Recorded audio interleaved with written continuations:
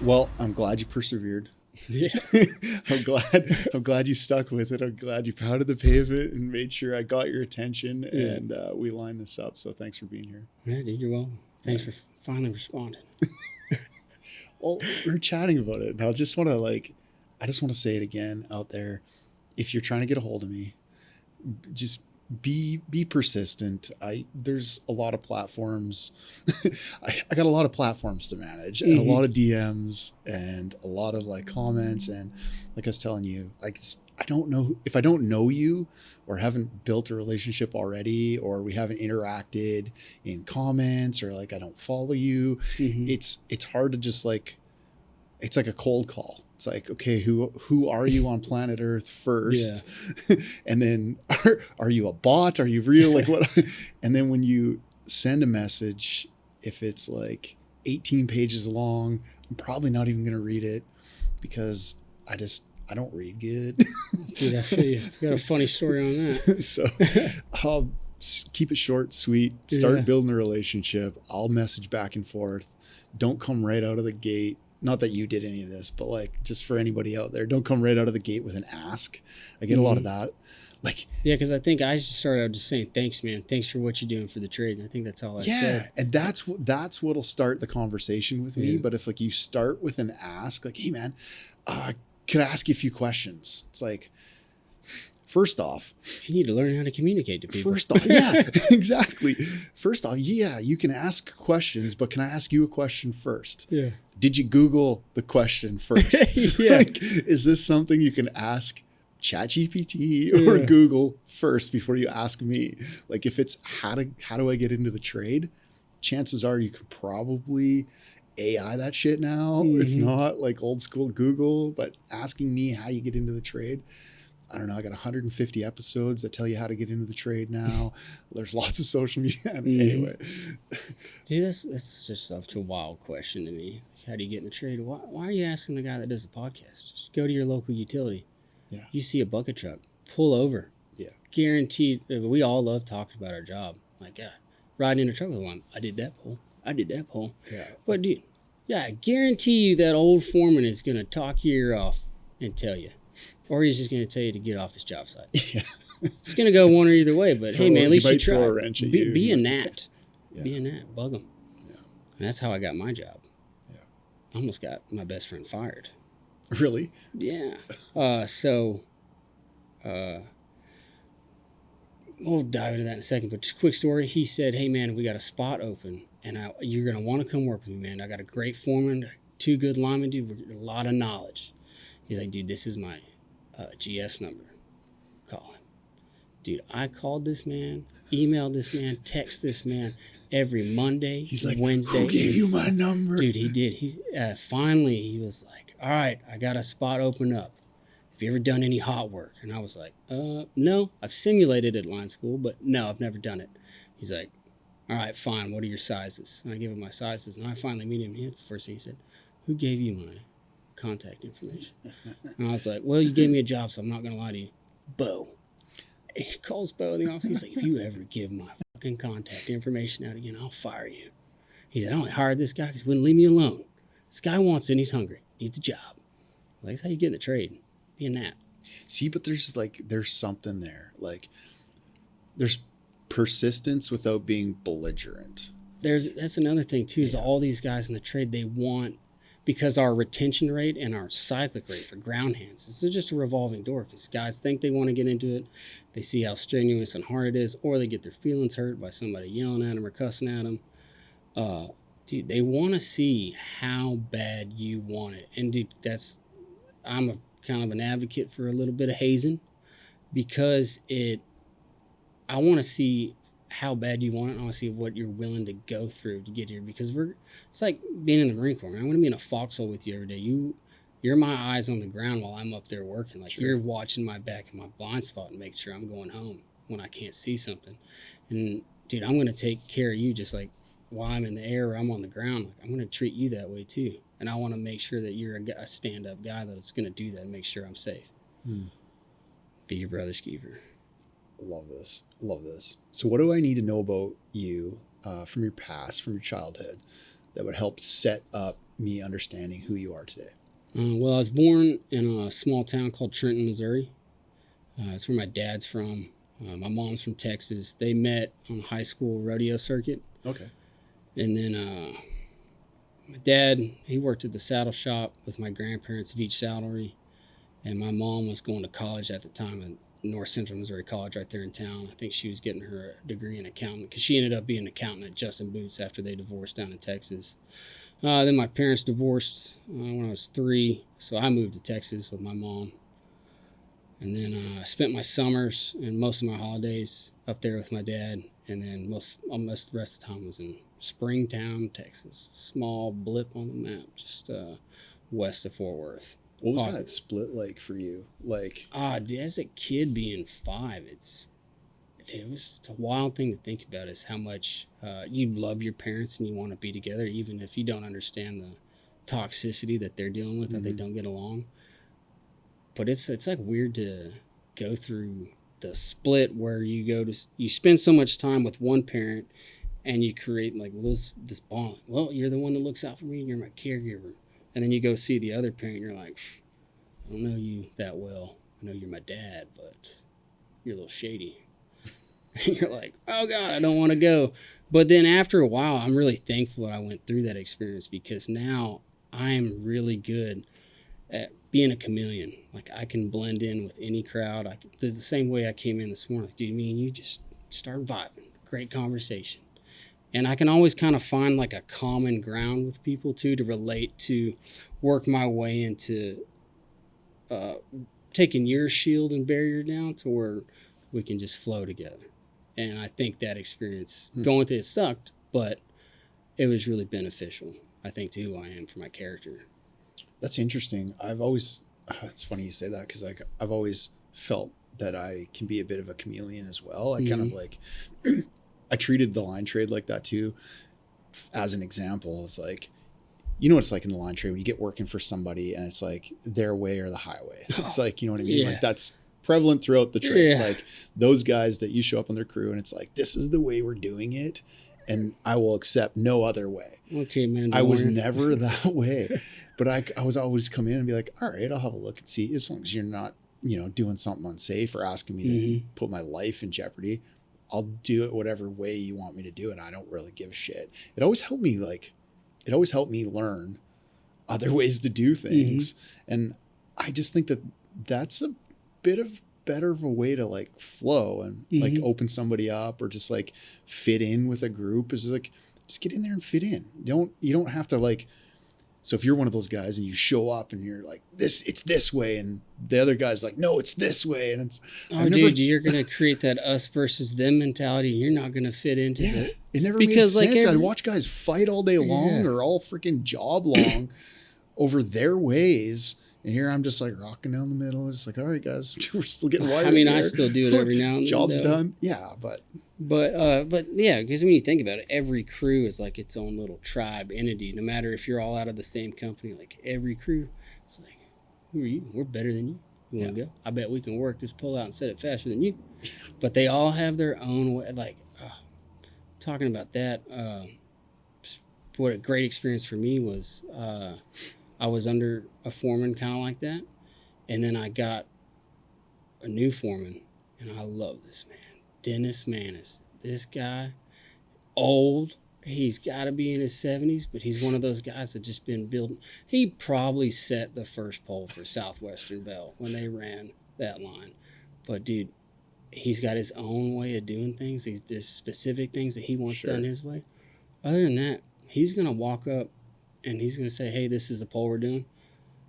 This is the framing for it. I don't give a damn how you do it. Do it to spec and don't die. Yeah. And he doesn't even care about your game plan, because after working for a little bit, he trusts you to do it safely, and he's just going to sit there and watch and not dictate anything. I guess that's the point. Like that's a great point. Like, you can be that person okay, we're going to do this particular piece of the job my way, because I've literally done it 18,000 times this way. But those other guys that they're 23 years old. Yeah, the young foreman. We're doing it this way. Why? Because somebody showed you how to do this like yesterday, and now it's this the way you've adopted. And you go to How about ask you them try one- something different? You go to ask them one, that's the way I was taught. Well, Yeah. what's the science behind why you want to do it this way? Because this is what I read in the Lineman and Cableman's handbook Yeah. about it. So it says a little something different than what you're saying. So are you bullshitting me, or do you know what you're doing? Yeah, 100%. The saddle shop. Wanted to talk about that. Let's talk about that a bit more. Talk Okay. about what you learned by watching that, growing up with that. Craftsmanship at its finest. Something that we're lacking on. Yeah, we'll get into that here in a minute. But my dad and my grandpa, dude, it's almost harmonious and magical to watch them, especially my dad, because he does all that fancy leather carving, and it's very meticulous, and you got to be very patient. But dude, watching my dad and grandpa build saddles was just, as an adult now versus a kid, like how you're talking about, growing up in a family that built Powerline, you didn't think much of it. I didn't think much of it as a kid, but now that I'm an adult, dude, I respect it so much for what they did. And they're very organized. They had a specific way, a flow of how they were doing things, and it was just, they didn't talk. They just had the radio on, and they just put their heads down and went to work. And it's the same thing when you get on a crew that just flows, and they don't say a word to each other. They know what the pole is. They know everybody's role. Everybody knows every role. Everybody knows the spec. They've got it memorized. And nobody says a word, but next thing you know, that pole is set, wire was spread, and it's tied in, it's ready to go. And not a word was said.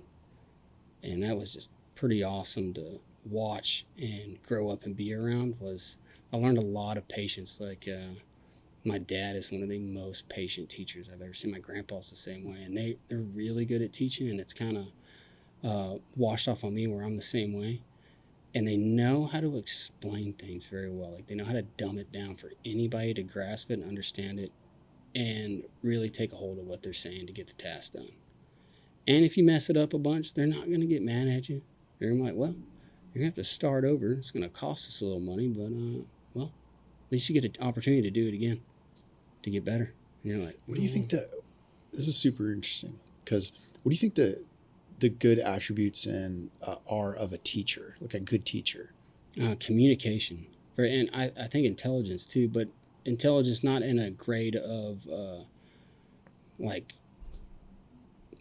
Harvard Institute intelligence. Like, I mean, that's what I've learned in the trade. You can be intelligent, but not a very good communicator. Sure. But if you have both of those and the ability to study, and I think that's one thing in our trade that a lot of guys don't do, is we're, as journeymen, like, dude, it's our job to train the apprentices. And the whole reason behind it in the apprenticeship for on-the-job training is it helps us be better linemen because we're teaching that information, and it helps us retain that information because we're relaying it and showing it to guys on a daily basis.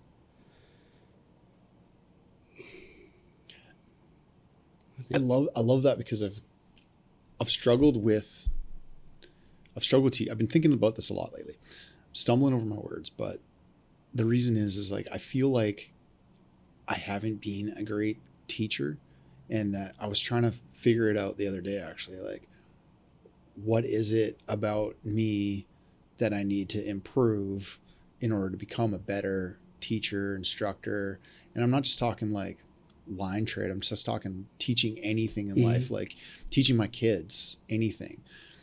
Patience was one thing that I've always lacked. It's a personality issue with me, I guess, or something. It's just like the patience to be with somebody and, give them a set of instructions or show them something and wait for them to like figure it out themselves, like just that whole process. It takes like a lot of patience, right? Especially if they're not like, because guys they don't pick up quick, like, or when you can just do it quicker yourself. That's another thing. Like, I could just. Yeah, because guys will quickly interrupt a guy doing a task. Like, just get out of the goddamn way. I'll do it myself. Yeah. Like, dude, you got to let him cook, man. Yeah. Just he's going to mess it up. That's a hard thing, though. That's a real hard thing if you're not internally wired that way. So that's something that I've noticed. Have I taken tons of action on it yet? I don't know.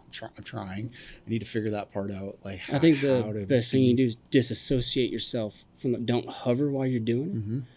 Give them the task, tell them how to do it, and then just walk off like 20 feet and watch from a distance versus most of the time you're kind of hovering over their shoulder watching to make sure they do it. Unless Sure. it's something that doesn't need minute detail, disassociate yourself from that task for a second to cool down and change your neurons for a second on a different thing. I think that would help. What are some other things like that, like patient and being patient, that your grandpa and your dad, like those attributes they had that made them Dude, good they're teachers? the hard working. And that's like leading by example and setting the Gotcha. example of hard work and finishing a task that you started. Because I'm like, when it comes down to building a saddle, and they're building saddles the old school way. It's an old saddle shop. So quick history on the saddle shop real quick. So my great grandfather Monroe, he founded it in 1919 after he got out of the Army. And he learned leather repair while he was in the Army working in the stables. And then all the other stuff he learned was self-taught, reading Sears and Roebuck magazines and doing from there. And then he started it in an 18 by 12 shed on his dad's farm. And it slowly grew. And what he did on the side was he did trick roping and trick riding to make extra money. And then slowly started building up. He built a really good name for himself for his saddles for craftsmanship and their beauty because he got really good at leather carving. And he taught my dad how to do this. So my dad learned from him. And that's what I asked him about. And I was like, you know what? How did you learn from this? He's like, your great grandfather Monroe. He was the most patient man I've ever met. Never once did I see him ever get mad at anybody he was trying to teach something to. Because at one point in time, the saddle shop, the Veach saddlery name was really big in the 60s and 70s. They mainly manufactured a professional roper named Fred Lowry. They made his signature saddle. And since my great-grandfather was a trick rider, he made trick saddles. And they're really well known for those two saddles. And it was to the point where saddle trees now are made out of rawhide and they're manufactured in a big place. But they used to make their own saddle trees out of wood. They had their own little lumber section in the saddle shop where they made their own trees. They made everything by hand. And all the sewing machines that are in that shop, all the stamps, all the tools, it's still the same tools that they've collected over time. But I think the newest sewing machine in there, it still looks like an old one. And the sewing machines in there that they have, you're not going to find any parts. You're not going to find anybody that knows how to work on them besides my dad and grandpa. The people call them asking, That's wild. how do you work on this? But I guess it's just patience, really. That's a big one because you have to be able to stay calm and patient because once you start getting frustrated, what's crazy about the human body anyways is if I'm starting to get stressed out, my body's going to start releasing cortisol and, it's going to be in my sweat. Your body's going to sense it and you're going to start getting stressed out. And then ain't nobody going to learn in that environment. You're going to start losing your patience. The guy you're trying to teach is going to be so focused on trying to keep you happy that he's not even learning how to do what he's doing. And he's just going to keep messing it up. So true. And that's another thing too that helps is you got to think about the experiences that you went through when you were being taught. Like, what did you not enjoy about the guys? Not enjoy about what the guys were teaching you and how they did it. How could you be better? Yeah. And that's another thing about leadership is that you can still have so much to learn from bad leadership. You learn what not to do and how you want to go about it and just do it the way you wish somebody would have taught you. Because like me, one of my things is, to me, knowledge is power. So I've always got a digital copy of the Lineman and Cableman's Handbook on my phone in my pocket at all times. And then I've got older versions too, hard copies. I got volumes 6 and 7 that I keep in my pickup. And anytime I'm about to go do something that I haven't done in a while, or it's something new that I've never done, I go straight to that chapter and I read that chapter in that book to know as much as I can about it. If I'm working with a device that I don't work with all the time, like I don't work with regulators and capacitors a lot. Yep. Or reclosers, because we usually just use the feeder. I will go read up everything I can about those devices to truly understand how they work. So when I we go to put it on one shot, or we're going to take a capacitor offline, I'm sitting there teaching my apprentice what it is, how it works, and everything about it that I can to help me retain that knowledge. And then I will quiz them later on, about a week later, if they retained it or not. See, that's the other part. That's the other part of it too. Like the other part of learning is you don't fully learn until you've taught whatever subject you're. And I think I got that from the Marine Corps, from doing my job as a joint terminal attack controller. It's one of the hardest courses to go to, and you go to what's called a JTAC primer. It's like a little course, like 2 weeks long, that they're going to send you to, because it costs so much money to send you to that course that they want to make sure you don't fail. So they teach you how to do it. And most of the time it's guys that have never been to combat or never done that job, but they're teaching it. And that's what they tell you is you're going to retain the knowledge from the publications because you're teaching it every day. And that's a big thing. So anytime a primer rolls around, every JTAC in that battalion is going to go, and they're going to teach. And we're all going to shit on each other for stumbling up words or getting one little piece of information wrong, to hold each other accountable for our knowledge. So growing up, why you had some, like your grandfather was in the Army, you said? Your dad, he served? No.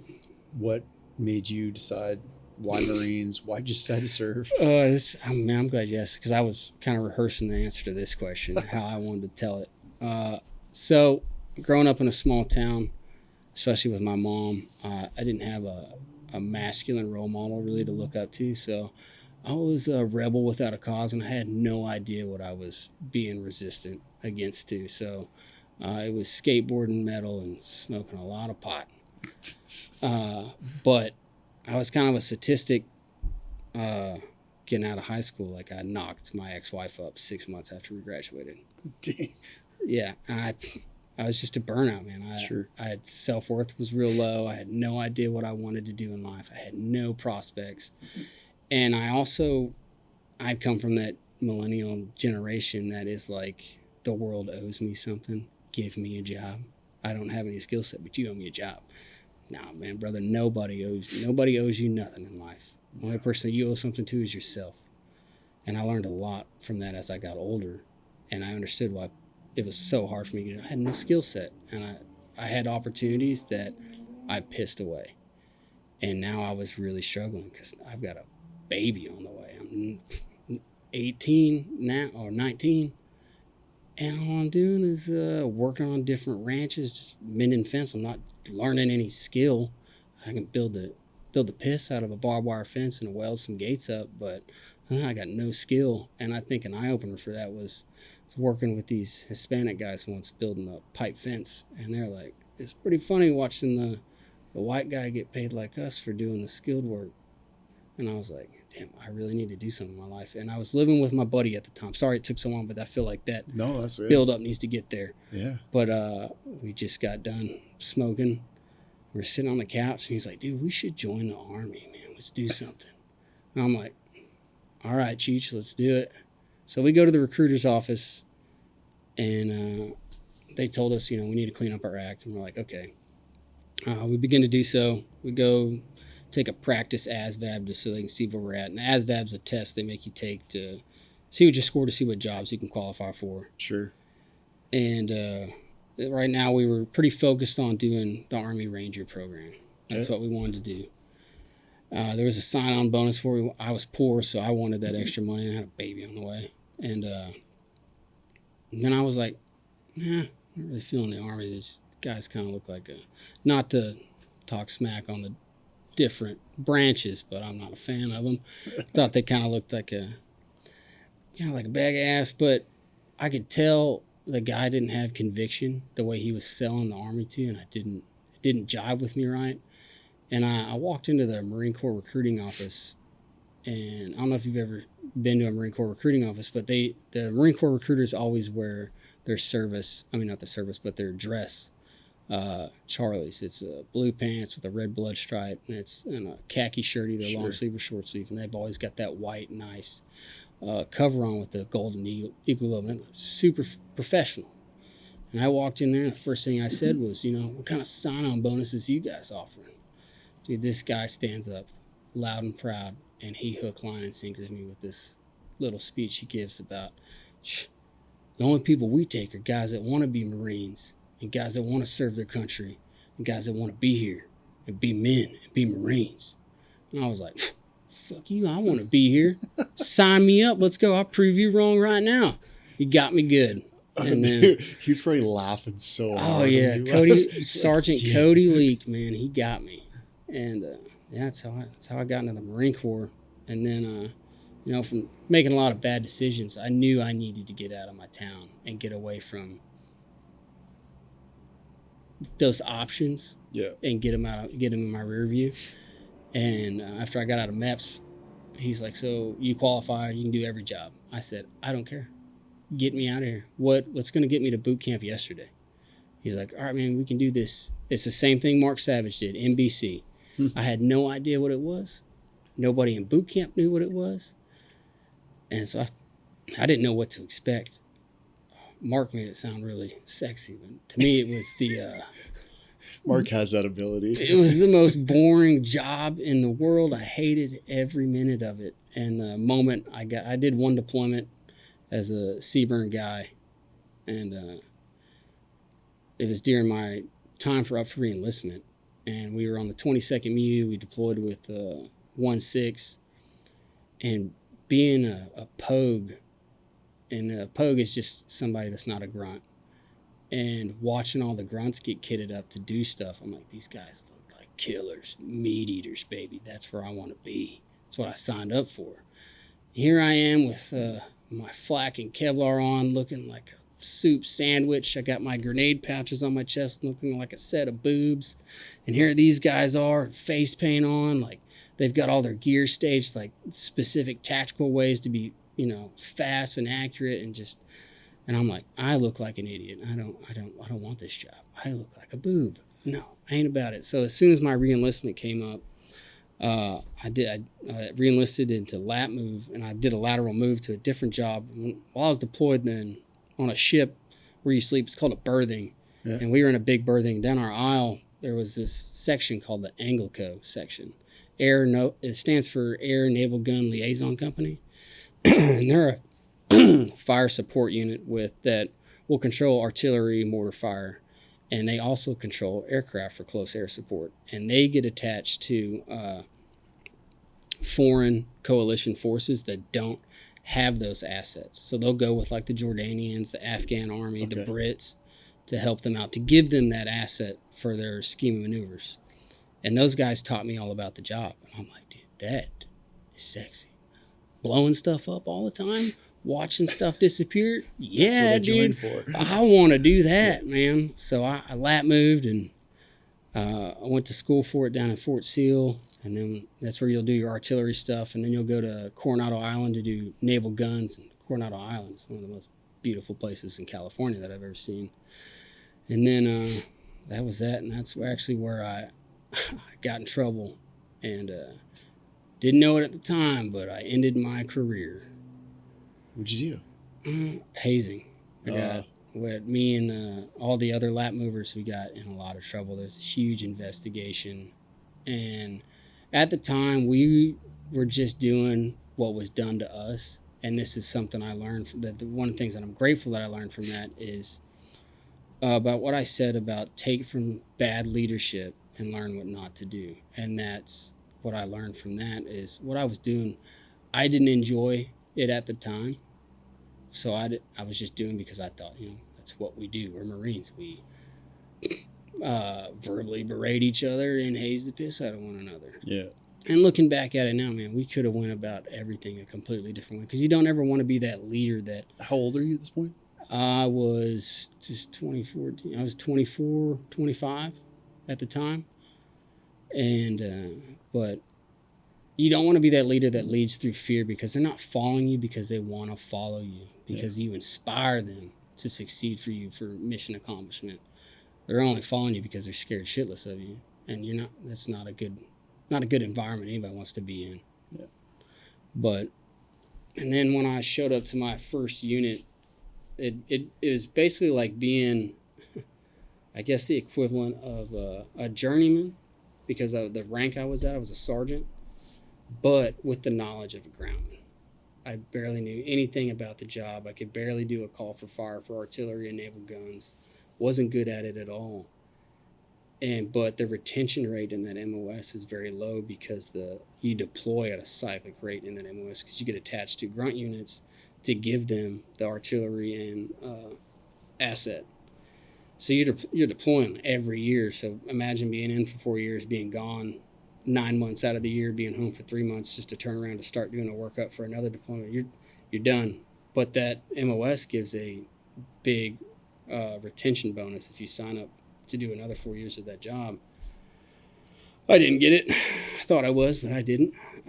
But all the sergeants that were in that platoon that I showed up to, 1st Battalion, 11th Marines, the Fire Support Coordination Center, all the sergeants were getting out because they were burnt out or banged up. And the staff, Gunner Sergeant Bernard, let's backtrack real quick. For me getting in trouble for hazing, I had to go through what's called a non-judicial punishment. It's a court hearing for an NJP. And I got out of there by the skin of my teeth, where my career was pretty much over. I was not going to be eligible for promotion to staff, but I got to keep my rank and I got to keep my pay based off of the character statements that I had prior guys that I worked for submit that were higher ups, and they wrote really good about me. So that helped my cause. And then I kind of showed up at the unit with 2 black eyes because they were like, dude, look at this super pogue showing up, thinking he's a hard ass, thinking he can come up into the trade and just bully his way in here. Fuck this guy, dude. Nobody liked me. It really sucked showing up there. It was, dude, nobody wanted to help me because they just thought I was just a bag of potato chips. You know, I wasn't worth anything. It wasn't worth my salt, you know. What are some things you did to work through that? I proved myself. I just showed up to work every day. I didn't care that nobody talked to me. You know, I just tried to help out and just, what do you need from me? What do I got to do to fit in here, you know? And at first, before the NJP, I swear to God, man, they messed with me pretty hard when I first showed up, where they gave me a check-in sheet. And when you check into a new unit, it's a pretty big sheet, and you got to check into every little thing so that you can get put in. So for like a week, nobody showed me where anything was. I had to figure it out myself. Because, like I said, nobody wanted anything to do with me. They just wanted to push me to the side because they knew that NJP was coming up. And either I was going to get dropped down in rank and lose half my pay, and get restriction for 45 days, or I was going to get kicked out. And they were pretty sure I was probably going to get kicked out because that's what they were fighting for, because the Marine Corps takes hazing incredibly serious now. And like I said, they didn't want anything to do with me. They didn't show me where anything was. I had to figure it all out. That kind of sucked. But I figured it out. And I turned my check-in sheet in complete. And I go to my platoon sergeant, and I'm like, hey, man. He was a sergeant, too. Sergeant South Hamfong. He's a good guy. He's like, you finished the check-in sheet? I was like, yeah, man. Turned it in. He's like, you did it? Like, you really got it all filled out? I said, yeah. He's like, dude, nobody ever does that. Nobody does that. We didn't think you were going to do it. We didn't think you were going to get everywhere. I was like, dude, I went to the base library and everything. He's like, what a loser. And I was like, damn. But, dude, I just did whatever they asked of me, and I tried to give 110%. And they put me through another ringer, too, because after that NJP, like I said, all those other sergeants were getting out. And they were all out by the time that happened. And the only other sergeant in our shop at the time was Sergeant Bradley Bibb, one of my really good buddies. He was a radio operator, so he was just kind of like an attachment element for us, or a support, because he communication.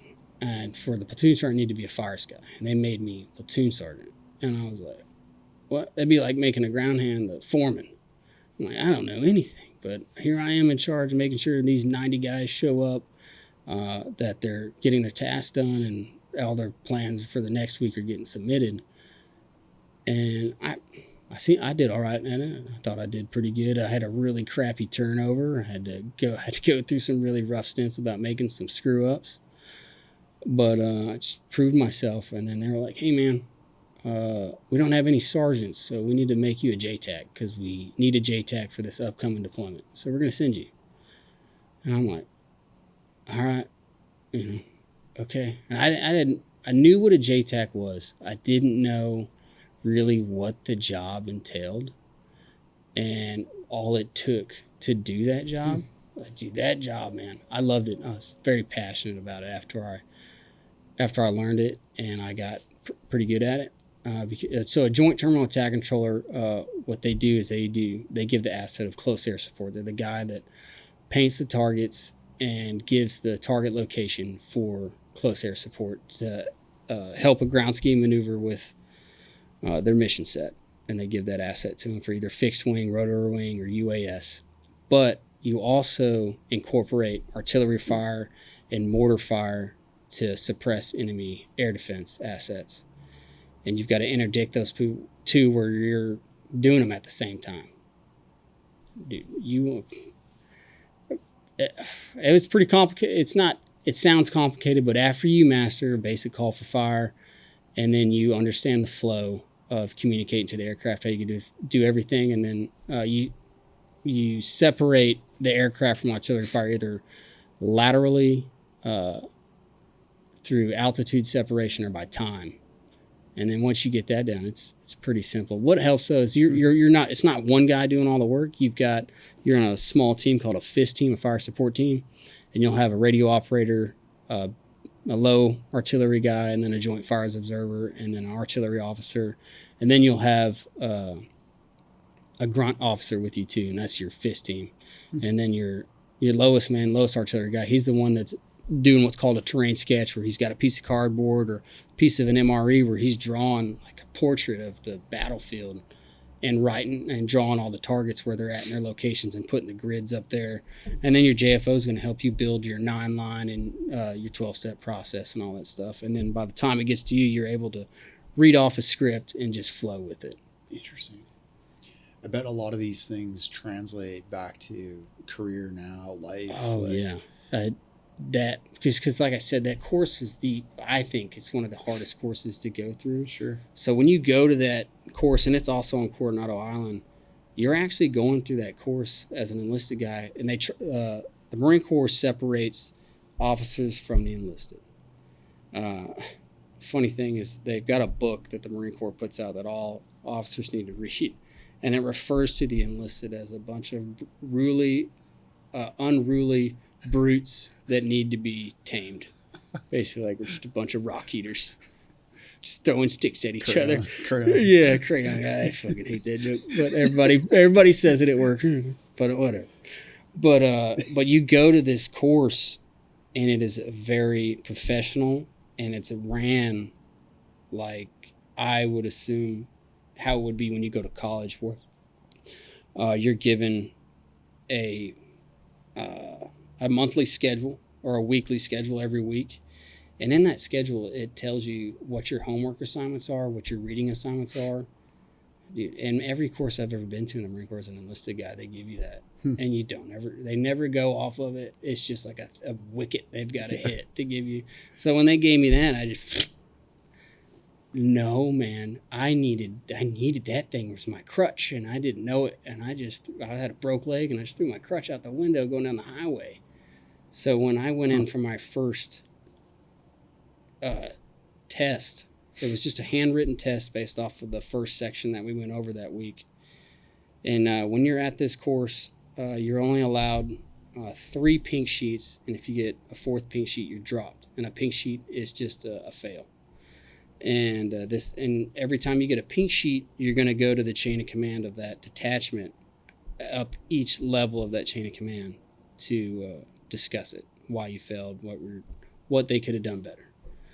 And mind you, like I said, you're at this course, and you're mainly with a bunch of pilots that are either fixed wing pilots or attack helicopter pilots that know the CAS 9-line, know the 12-step process. Sure. Know weapons to target match, have all that stuff down. And like I said, at this point in time in my career, I was a groundman being treated like a journeyman with a groundman's knowledge. I didn't know a damn. I knew how to do call for fire and suppression of enemy air defense. That's it. That's all I know how to do. And failed that test, and they brought me in the office, and there was a officer I spoke to. I can't remember his name.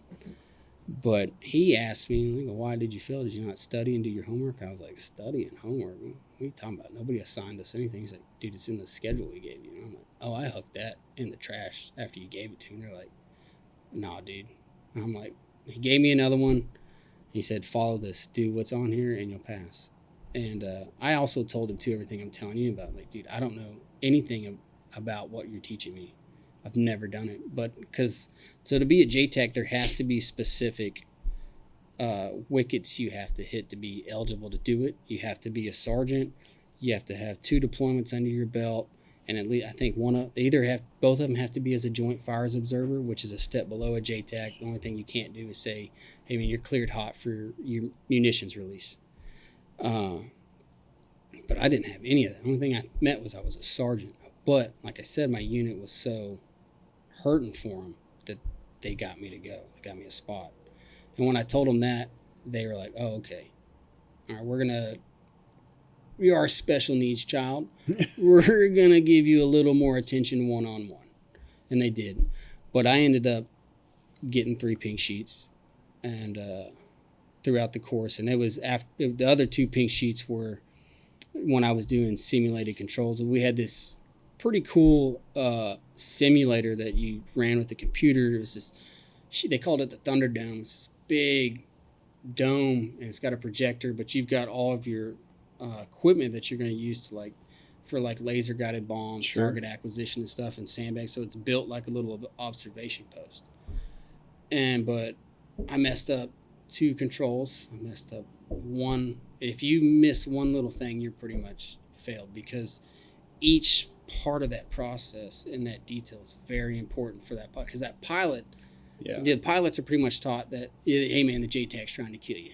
And then we're taught, hey man, that pilot's trying to drop that bomb on you. There's a lot of blue on blue incidences that happen with controlling that. And it's the target acquisition and the target correlation is very, very, very, very important that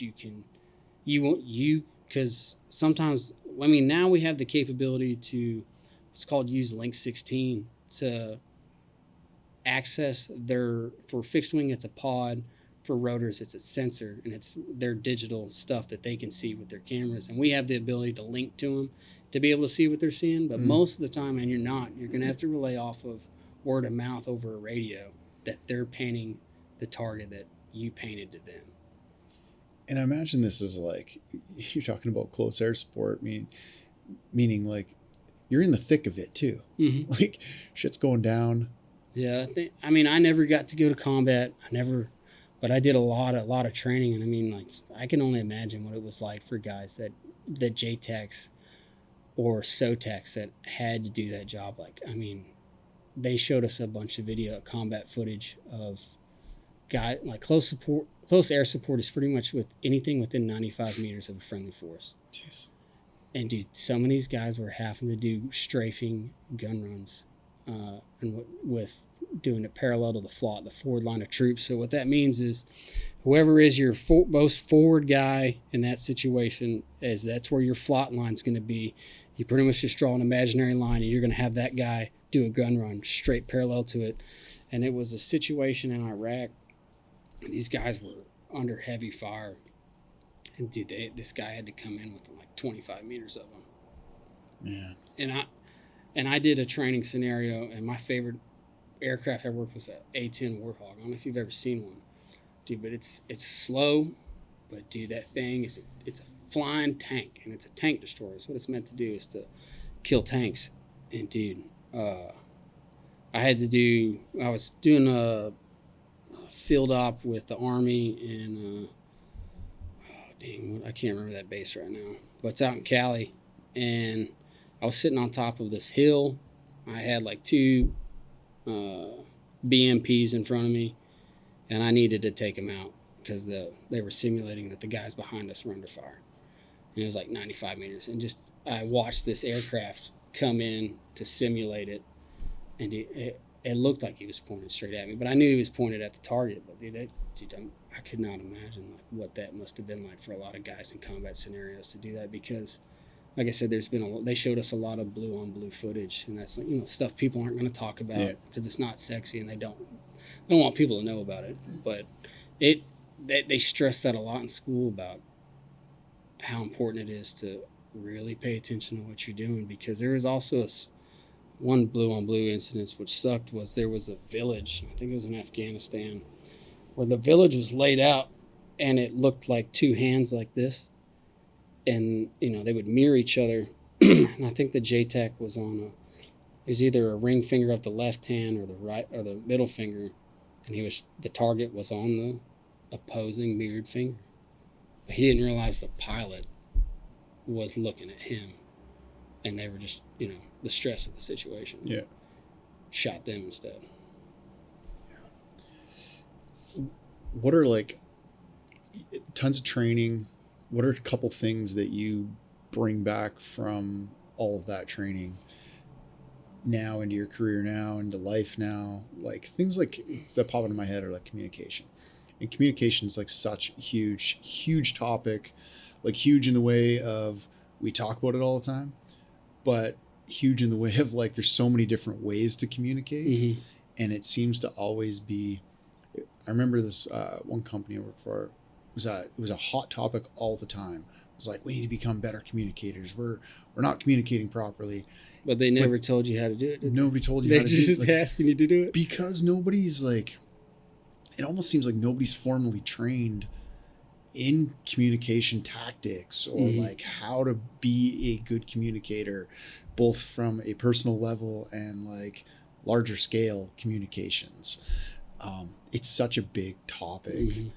What are some things and ways that know your audience? Yeah.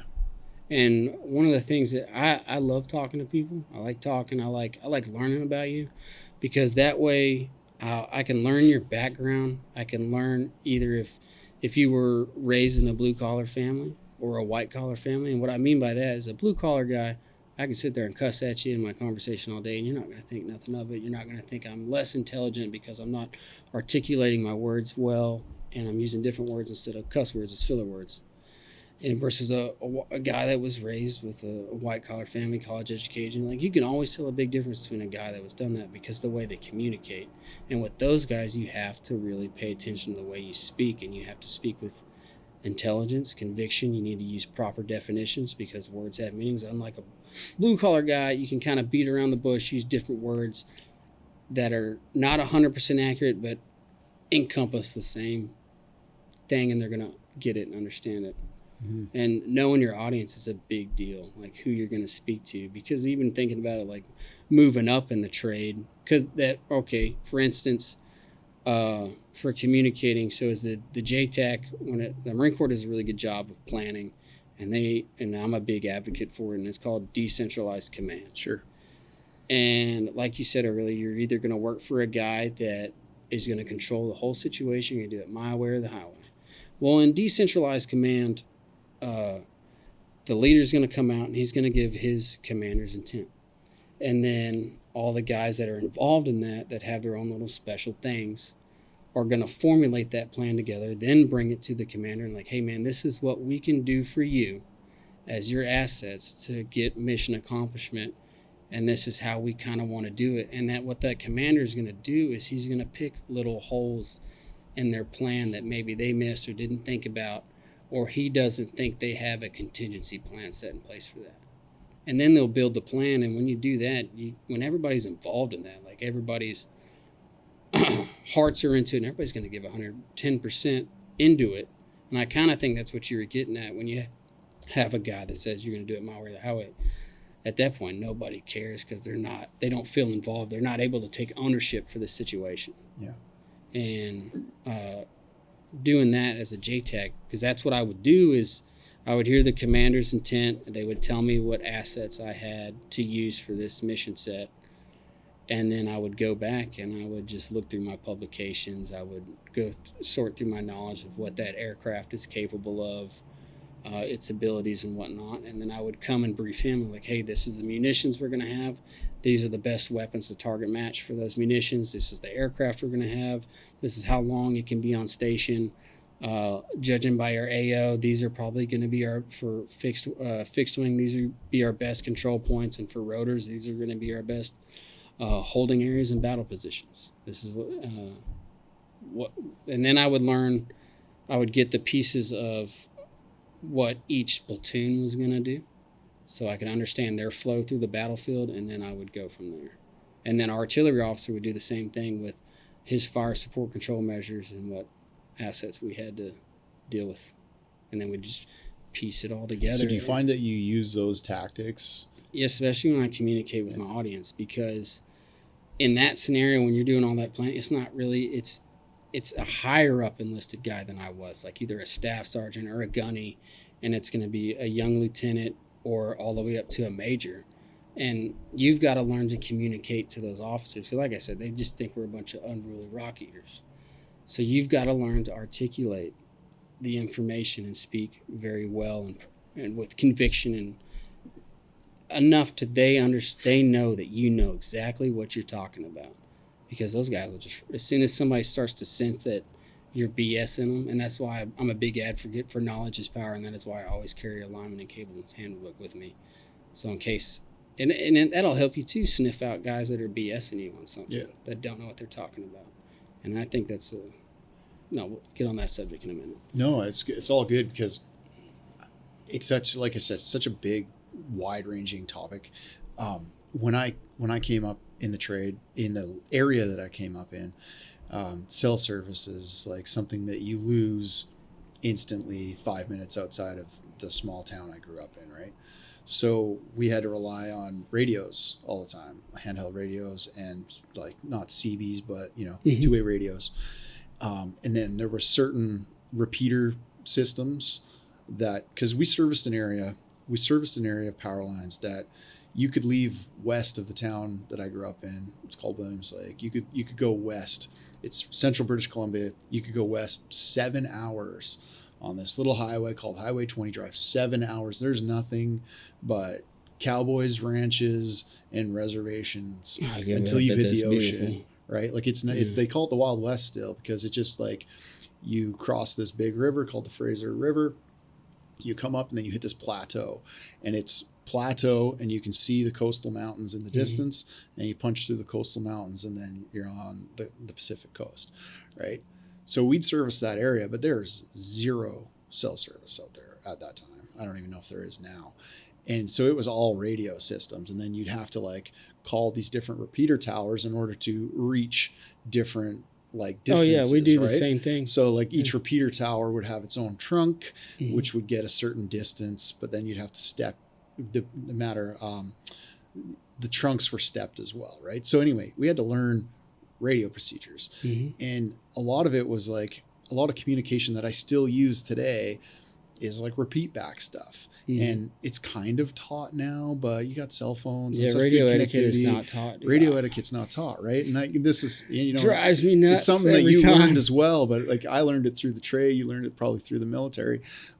But like how important repeat back procedures are, and people take it today, like they get kind of weird when I come up to them. I'm like, so just to confirm, like I'll use like softer methods now because like you're talking face to face or on the phone. So, but I'll use like something like, so just to confirm, I just want to make sure I got this right. And I'll repeat back what they told me. And they're like, yeah, you idiot. Yeah, that's what I just said. Yeah. It's like, I just want to make sure they take it as you're incompetent. That I know that you know. You know what I mean? They take it that you're incompetent, and then you can't do it because you're having to relay that. Dude, I struggled with that. But there's so many times. So bad. Right? I had to teach a foreman that I worked with, like, hey, brother, I am relaying this information to you for everything that you just said just now. Yeah. I'm letting you know that I heard you and that I understand the task, and I'm making sure I got every little detail that you gave me to do. I'm just giving you a read back to make sure I got it all. I did not misunderstand you, and I can't handle the task. I just want to make sure I give you what you want. It sounds silly. I know. Everyone listens, like, probably rolling your eyes. It sounds silly. It sounds goofy, but it's communication. It's proper communication, because like you could say one little thing, or you could miss a number, or it's just so important to hit that repeat back. It's just a great way to communicate. Especially just make sure everyone is on the exact same page the best way that you can. Yeah, because there's so many issues, like even in the trade when we're like switching order hiccups. 100%. That stuff right there because of the communication. Yeah. And then even talking about where you're at in that area, like it would be a big deal, especially Were you guys, if somebody got hurt and you guys had to care fight somebody out, did you guys use lat long or did you guys use the pole number It depended on where we were. It was lat long, or we had to put everything in our you tailboards. get one little digit wrong on a lat long, you are going to send that guy somewhere way off somewhere else. And that is very important. And he's got no way to just check in with you or communicate. Or you always had to like have a guy sitting monitoring the radio. Radio right? watch. Yeah. Radio watch. And then same with like emergency protocol, emergency procedures. Like it was jump on that radio and it was emergency, emergency, emergency 3 times. Let everybody else know that might be on that radio to get off the radio because you need to communicate with, you know, your emergency procedures or whatever. Did you guys train that a lot, those contingency plans? We trained it as much as we trained pole top and bucket rescue. So which once was, a year? yeah. No, we actually trained it quite a bit because like, it meant something. And that's the other thing is like a lot of those things that you can tie it right back to like craftsmanship. A lot of those things meant something. It meant something to train in them because it was your life. Like I don't know, it just seemed like guys treated it differently back then. I just had my old man because he was a lineman and business owner. I just had my old man and another guy that's been in the trade damn near 50 years now. He got his 45-year union pin a couple of years ago. So he's damn near 50 years in it, still doing it part-time, healthy, looks good, never had a critical incident, never been a part of a critical incident. Imagine going almost 50 years in this trade.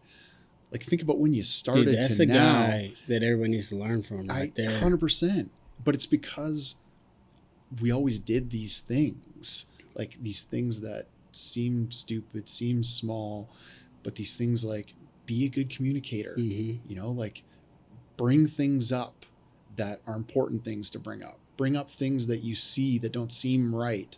Those gut feelings, treat people properly, you know, like use repeat back procedures, even if it's silly to do it, even if it's just like you and I talking, but it's just to get on the same page and make sure that you're on the same page. I don't know. It's all of these little things, practicing your pole top bucket rescue, practicing whatever like life-saving measures that you're teaching that you can practice, because that's another thing that I've learned you brought up Jocko before as well. You default to your level of training. Yeah, the lowest level of training every time. You're going to default to that every time. And I don't think we hit a lot of that stuff very much, like as much as we should. But I cannot remember the other guy you had on the podcast where you guys were talking about the difference between contractors and utility. And dude, you guys nailed it. It's time. What did we say in that? Time. Yeah. The utility, you've got more time to do stuff because the meters are turning and burning, baby. You making money. Contracting, all about revenue. Then buckets need to be flying to generate revenue.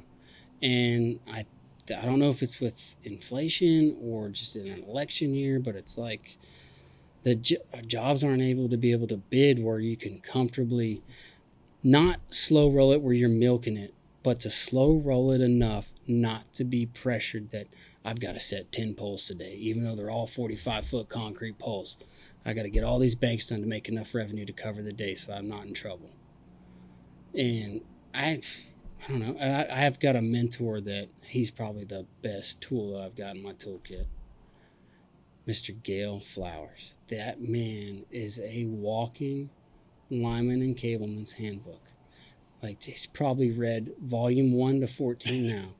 And he's the one that taught me and told me to have those books and to get the older versions and to see and compare them to see what has changed over the years, what procedures have been taken out or what knowledge is not being taught anymore because they've created like a load break tool. Like there used to be a math equation that you'd do to figure out if you can break that cutout without using a load break tool. But now we've made a load break tool and that's not being taught anymore about the max amps that you can break. You used to just wave a hard hat. Guys used to have a hole, side tangent, guys used to have a hole punched in the brim of their hard hat. Yeah. So they take their hard hat off, put it in the shotgun. And one guy would open the cutout door. The other guy would put his hard hat through the open to break load. Yeah, that's pretty Don't do that, guys. Yeah. I might have just told you something. But yeah, that's that's the kind of stuff that I love about the military. And I love about veterans when they come to this trade is they come with these things, these tools already. And chances are you came with some life experience using those tools as well. So they bring that to the trade. That's, well, I think another thing too, especially for the Marine Corps anyways, each MOS has what's called a roadmap. Yeah. And it's a little book that tells, hey man, this is everything you need to do to make yourself more eligible for promotion each time. Like you need to do this amount of Marine Corps Institute, these little books, and you got to take tests on them. But hey, these are the books you need to do per grade. These are the books you should read and do book reports on based off the admiral's reading list for that rank. And these are the courses you should try to go to for each rank to make you the most successful. Yeah. And when I think we all kind of have it, we understand that. And so when I came into this trade, that's what I was looking for. Like, what do I got to do to move up faster? Not really faster, but to make myself, to quote a staff sergeant, make yourself unfuckwithable, to where all your I's are dotted and all your T's are crossed, and you've got everything done. So when the time comes, when you're able to move up in the apprenticeship, no questions asked, nobody even quizzes you because they know you're on top of it. And they know you're a guy that's going to get it done. And then you were talking about questions, dude. My mentor, Gail, he told me in line school, he was one of my line school instructors, and we did mock interviews towards the end of the course to kind of give us an idea what kind of questions they're going to ask us in interviews. And towards it, he said, you did a good interview. I could definitely tell you're in the military the way you communicated. And he said, it's advice for you, because you are question magoos. You're going to ask a million questions. He said, man, it's going to hurt you in this trade because you're smart, and you're going to ask a lot of questions that guys are not going to give you the answer that you want, because it's not going to be a textbook answer. They're just going to tell you that's what they were taught, and they're not going to know why they're doing it. And you got to be very careful with that, or it's going to be detrimental to your career path. That's really good advice. And it did get me in quite a bit of trouble every now and then, because they're just like, shut up. But it's true. And that's the sad part. So there's like, if you tie that into training and defaulting to your level of training, there's two types of training that pop into my head. There's just like training for the job and job duties and being proficient and knowing the job that you're doing. Then there's training, like safety training, like from your first aid training, pull top bucket rescue. Like there's that sort of training, because when you talk contractor utility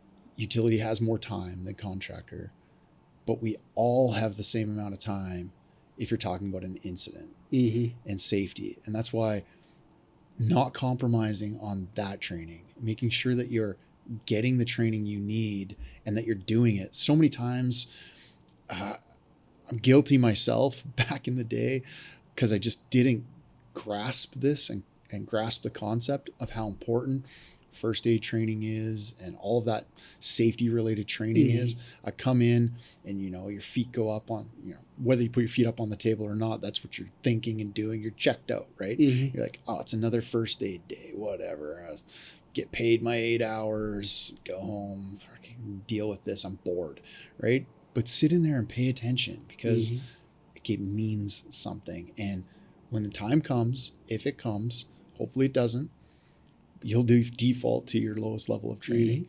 And if that was feet in the air on the table, you didn't pay attention, you're going to really wish you paid attention. You're just going to be a deer in headlights in the situation where your brother's bleeding out. Yeah. Or he's got an electrical burn. You got to get him down. Yeah. Or it's you. Or you're trying to get out of a situation. You're in a bucket and the bucket's caught fire now because it sparked up on some secondary, and now you got to figure out how to get yourself down, or whatever the situation is. It's like, it's important stuff. I think another thing to caveat off of that with the training is, I think it's the instructors that we have at the companies too, that it's like they don't know how to passionately teach it and convey the message to get everybody involved, because that's the mindset. Everybody's like, God, F this, let's go out to the job, this is so boring. But like, you've got to find some, like, know your audience. You got to find some way to That's why I was intrigue asking them. about the teaching questions. I think when it comes to safety, you'd have to just go through a murder montage of incidents to get everybody awake and be like, this, damn, that guy died because nobody knew what to do. Or that guy bled out because nobody knew what to do. This could happen, and you got to find some way to relay it, that everybody, like we said about being a chameleon and communicating with people and finding some type of common ground to get everybody involved and intrigued. And also, it seems like everybody just does death by PowerPoint. Like, that'll put anybody to sleep. Yep. And especially guys that are used to being outside working, doing I've got things. to stand up every time I do something. Yeah. But and there's a difference in making your presentations engaging and making them. You don't put silly shit in your presentations, like, oh, we're gonna get these guys to work together to do. Like, it's stupid. Like, figure out a different way to get people involved and engaged. Like something actually that's gonna relate with them. Like, know your audience, right? Yeah. Especially on a topic like that, you can kind of make it fun, but you need to, if you're going to make it fun or a little funny, like, you need to find a way to, whatever the joke or however you're relaying it needs to be informative, to where kind of like a little ditty or something that people are going to remember, and it could actually save somebody's life. I had as like Mark said, we taught people the gas chamber. I had this one instructor that was teaching us how to teach, and he was talking, there's a acronym they use called GOALMEST. I don't remember the whole thing, but I do remember the G. It was gain attention before you're going to teach. Yeah. And he came in one day, and this guy had the best poker face I've ever seen. He came in, just grabbed a chair, and it was before class even started, like 30 minutes before, so we were all sitting there cutting up, talking, smoking and joking. He comes in, he starts to quiet down. He's just walking around the room, grabs some random chair, brings it up to the front and center, but doesn't align himself with the center of the room, and just sits down and just, I swear to God, he sat there for 10 minutes staring at us without saying it, was completely silent. And he goes, now that I've got everybody's attention, let's dive in. And then everybody just busted out laughing. And he's like, just started teaching us about how to gain attention. And that's another thing that people need to talk about when learning to communicate, is how do you, gain, knowing your audience and gaining their attention to get them involved. Yeah. 100%. So important. And I just think that people just gloss over it. You were talking before we started about heat illness as well, and seeing somebody going through a scenario where they got heat stroke or something like that. Yeah. So when I first, because it's another part of it too, is like, is not just like being in a situation. It's like, it's physical fitness, eating right, and seeing the warning signs as well. Work that into it. So when I first started out in the trade, I started out union at North Houston Powerline, and I don't know if you've ever seen a North Houston Powerline crew work, but dude, that place right there turns out lineman. And I got told that by Gail, because he was out of Local 66, and he's the one that helped me get my foot in the door. And he told me that. He said, it's going to be rough, but you can make it. It's going to be tough. You need to leave your feelings at home, leave them in your wife's panty drawer, and just be hard-nosed. Just say, yes, sir, no, sir, F you, I quit. And just show up every day with your boots tied tight, ready to run. Well, anyways, out of the 5 guys I went to line school with, that we all started out at DIGCO waiting for our interview at the union hall before we could get moved to a line company. I was the first one to get my interview, and I was the first one to get put on an overhead crew. Yeah, I was not ready. Dude, I was that meme. He wasn't ready. Yeah. Like, that boy needs some milk. Dude, I was dying that first week, because at Houston, it is so hot and humid. It's a swamp. And then it's in the city, or you're in a backyard. There's no airflow. And I mean, when you first start out, all you're going to do is hand dig. Just a dig and mold. And there's a comedian that talks about digging, and he's like, I don't know if anybody's ever dug a hole, but it's the hardest thing you're ever going to do in life. And this is why, he's like, this is why murderers and serial killers get caught, because they get caught digging. And It's so true. dude, I made a long video that I sent to the group of guys that I was with. And I said, dude, this is a tank kick. This is a gut check. Like, you guys need to start hitting the gym. I know we're working 612s for Digco, but like, dude, you need to start hitting the gym and eating right, and start doing either HIIT training or cardio. Just run. You get your heart rate up. You need to do it in the hottest part of the day to get your body ready for this. And there was one of the guys that was with us. He finally got on an overhead crew, and I think he had a heat stroke like day 2. And like, dude, it's hard work. This shit ain't easy. It's not meant for everybody, and you've got to be willing to take care of your body, and that is a big thing that I'm about.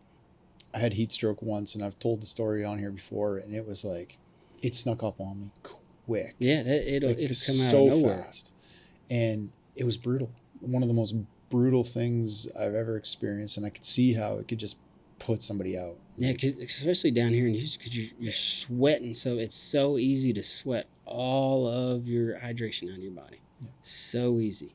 And it can be quick. Like, even the other day, well, another thing that sucks too is that you've already had one heat stroke. You are very susceptible to having another one. It's not like going to the gym and getting your muscles sore. No, your body is effed like forever. Yeah, it's weird because like this was 20 years ago, and then just even the other day, it's 95, 100 degrees at home right now too, and hot, dry heat. And anyway, I took my car to the mechanic.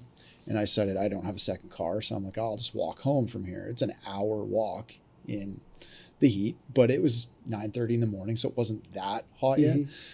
Walk home, but then I'm like, I got to go back and get the car. It's 2:00 in the afternoon now. So I head back to get the car. Hour to get there in that heat. And fuck, man. You wish you were an old lady with an umbrella at that point. Dude, I thought I could just grunt it out. Like, but by the end, like 45 minutes into it, I'm like, I don't feel good. Like, I wasn't drinking water that day a lot, because like I just went home and I was in the AC and I was just hanging out. It was just on the weekend. I was hanging out and left to go get it in the afternoon. And I know all this shit too. I talk about it. I talk about it all the time, but it's like that fast. Within 45 minutes, I was feeling ill, like seriously ill. I ducked into a store, like a little strip mall, so that I could just like get some AC and like just chill, sit in there, get some water.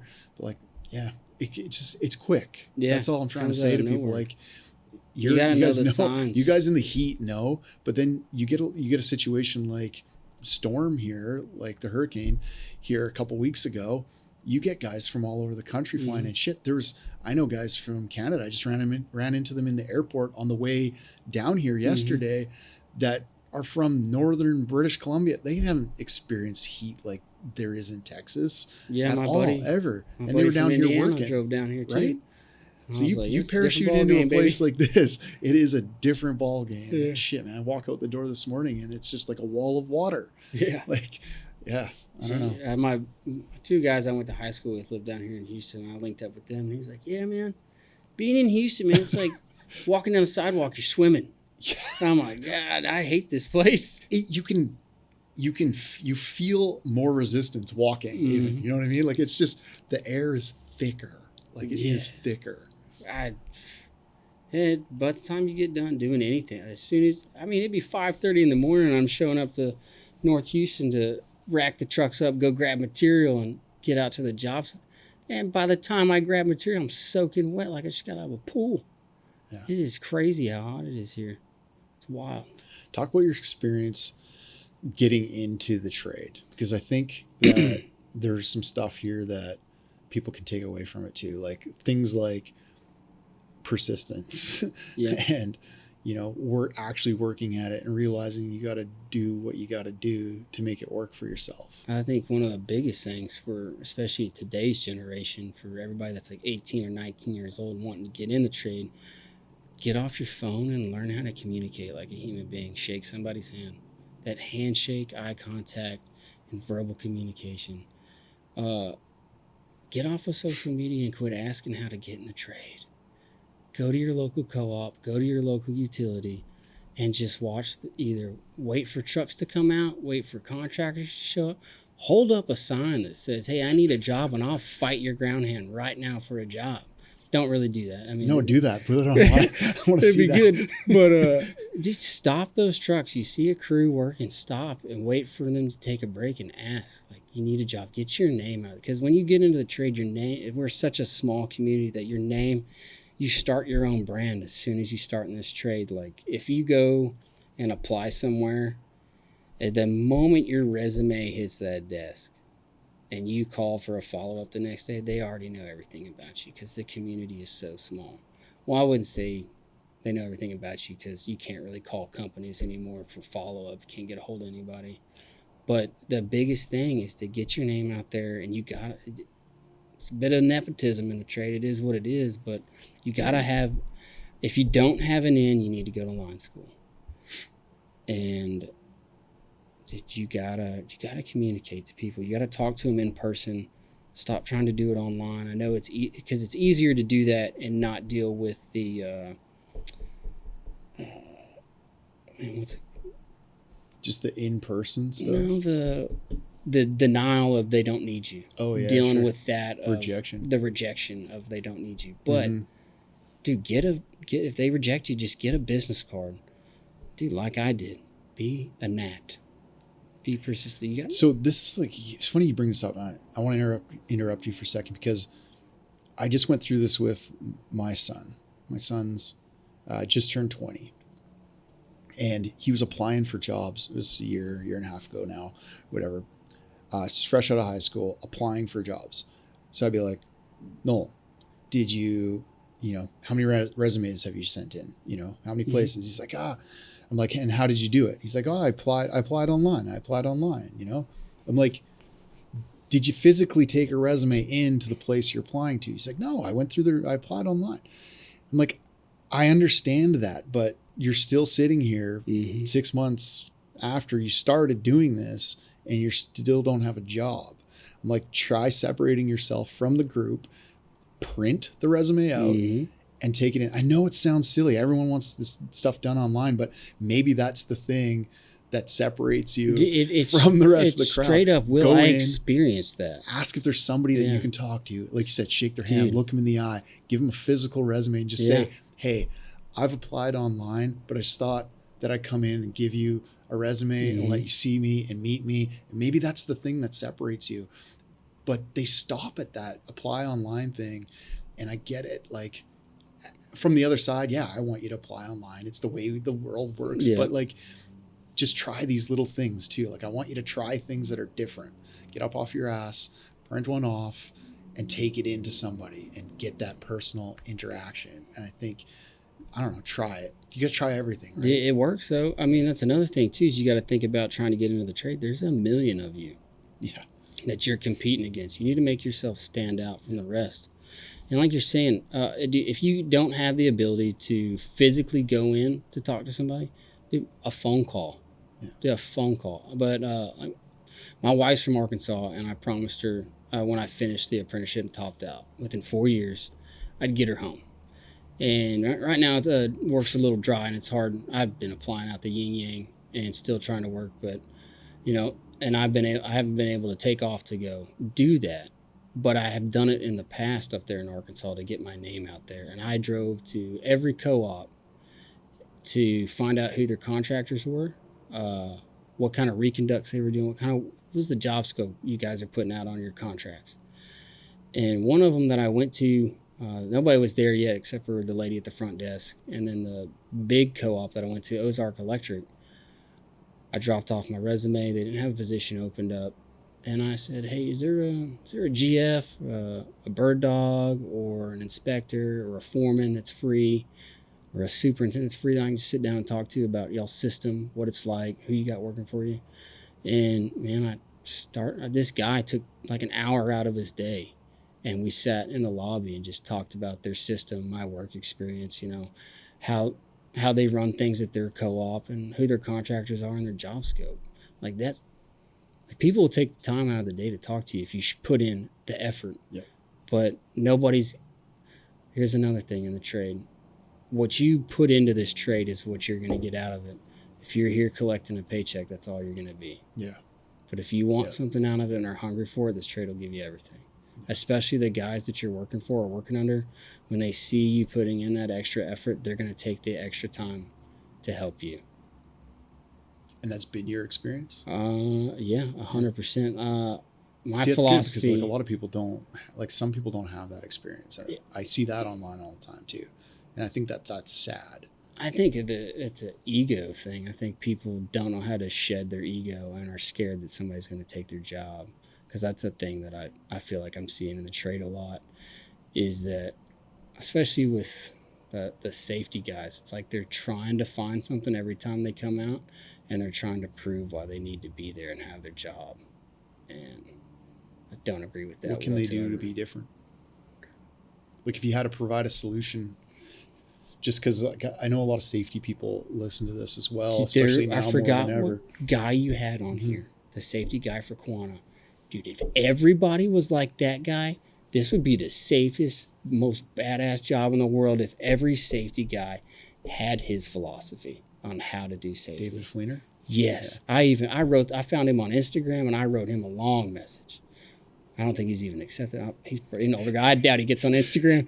LinkedIn and Twitter. I've seen him on Twitter every now and then. But I tell him, I poke him every now and then. I'm like, you gotta get on that a little bit more. Dude, that was such it was badass and relieving to hear a safety guy talk about the safety culture the way he did. Yeah. And if everybody looked at it the way that was, because I think a stigma with it is I feel like when we're working and we're being watched by the safety guy, our heads aren't in the game because we're so worried about, am I about to make a wrong little move that it's against our safety procedure that's not an unsafe thing, but the company doesn't want you to do it that way. Sure. Even though at the end of the day, we need to do we need to follow company policy.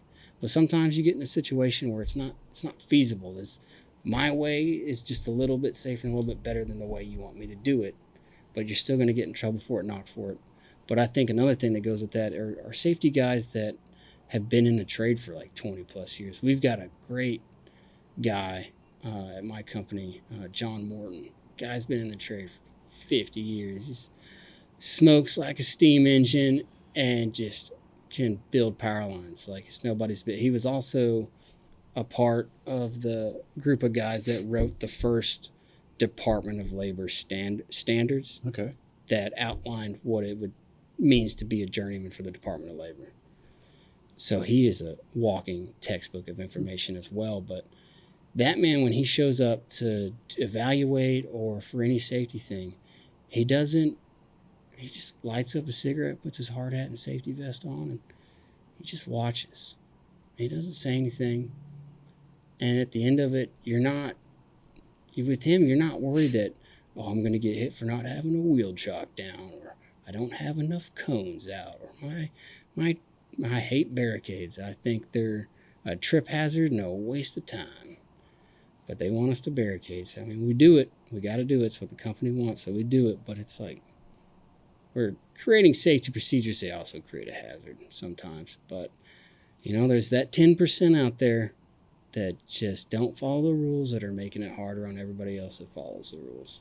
Again, goes back to communication. Again. Know your audience.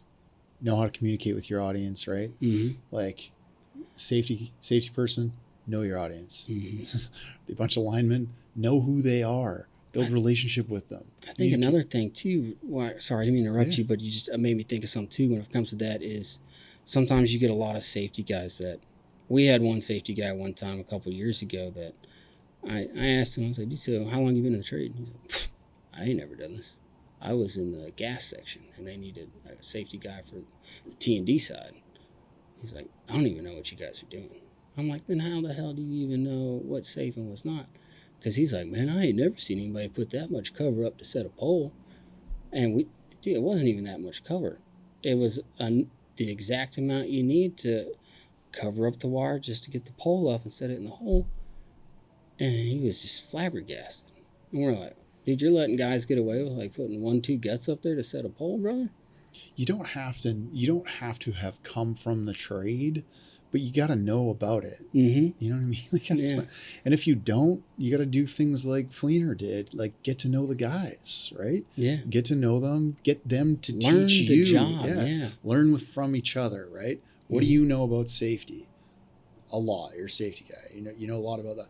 What do you know about line work? A lot. You're a lineman. Like, let's get together, let's share some knowledge back and forth, and let's just make this better for everybody. Like, that's it. That's the whole thing. Because I think another thing too about when you know your audience, if your audience senses that you don't know what you're talking about, or for me anyways, if I can sense that you don't have conviction in what you're saying and you're just reading it straight out of the book because you understand the safety manual, but you don't understand about why that rule is set in place or what it took to get there, I'm not going to listen to what you have to say because I don't trust. You're just reading out of a book something that I could read myself.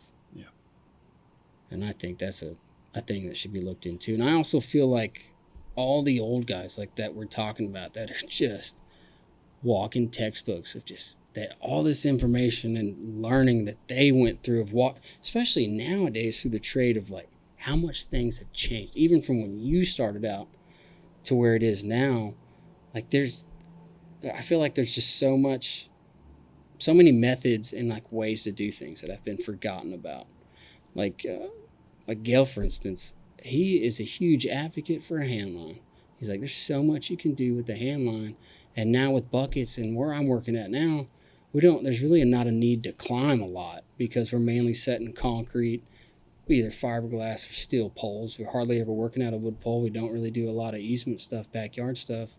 And if we do, we'll get a easement machine, or we can find some way to get a bucket to it.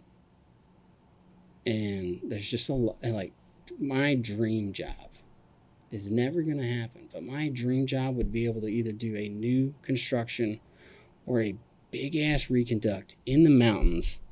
And you've got to do it on hooks and baker boards, and it's all energized, and we're having to use hot sticks and do everything old school. That would just tickle me pink to do something, because that's just not stuff those are all. I'm a big advocate. I'm a big advocate for learning the old school way, the hard way, and then also learning the new way that we're doing it, the easier way, so you can respect it more, how we got here. Yeah. I think even if you're doing it the easier way, like you quoted, there's still times and moments like you got to use old tactics to do something. So you better know the old ways. That's why I love just sitting with old linemen. Yeah. Dude, I loved working for Dennis. At first when I started working for Dennis, I'm like, this man is crazy. What are we doing here? Because you don't need to spread wire to set a pole, depending on where you dig the hole. You put up cover and you can set the pole bare. And the foreman I had prior to that, he was huge on, we got to spread that wire. But Dennis's philosophy was, why are we going to spread it twice? Let's set it bare, frame it, and spread it once to be a little bit faster.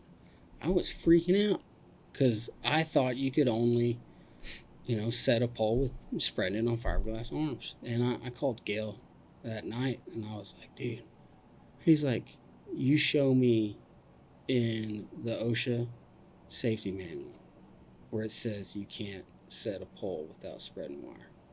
Or he said, you show me in the lineman and cableman's handbook where it says you can't do that. And I was like, oh. He's like, you can do it. It's not what everybody likes to do, but there's no rule against it. And I was like, that's when I learned, like, there's something to be learned from everybody about different methods and different ways to do it. Not one way is the greatest and the best way to do things. I'm a big advocate for, if I give, my ground hand a task, I'm like, dude, I don't care how you do it, brother. Problem solve it. Learn how to do it. There was and as long as you don't hurt yourself or kill yourself and you follow the safety procedure, we're good, brother. Just tell me how you're going to do it real quick. Yeah.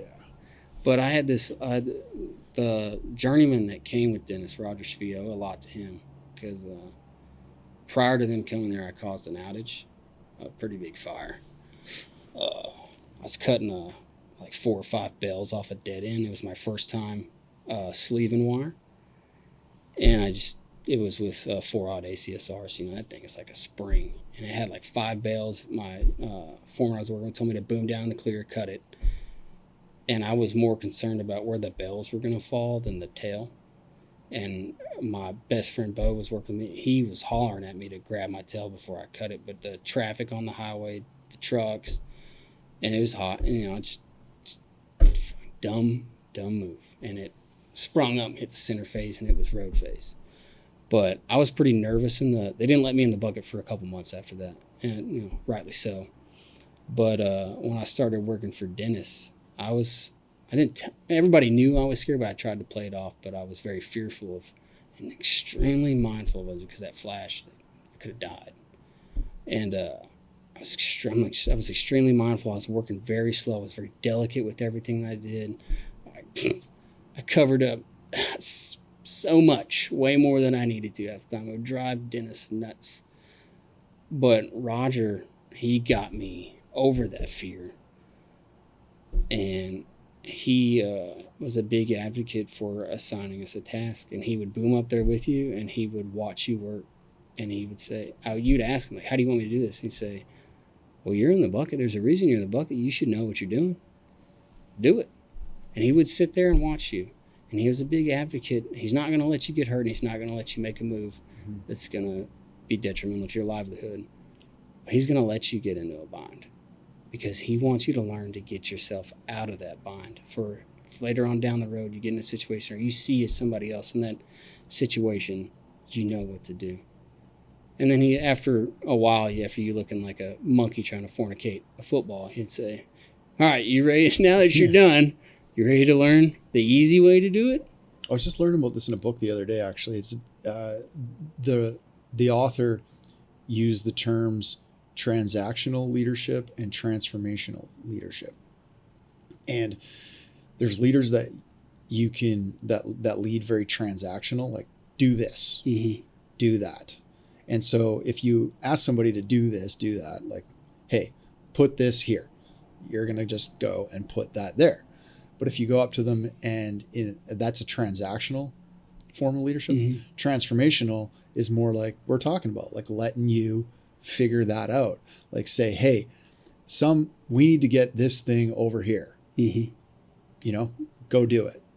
You're going to come up with the way to do that, and it's going to be your way. And then you're going to be there to coach as a leader, coach, guide, lead them, watch them do it, offer advice. Yeah, because you're creating creativity. Yeah, you're giving them ownership of the task. They're going to be more passionate about it, and they're going to want to get that done for you even more because you've given them ownership of it. Yeah. You're making them feel like they're involved, not just a... And then they've transformed. Yeah, they've grown, made a difference. They didn't just do the task. Being turned into a robot. Yeah, 100%.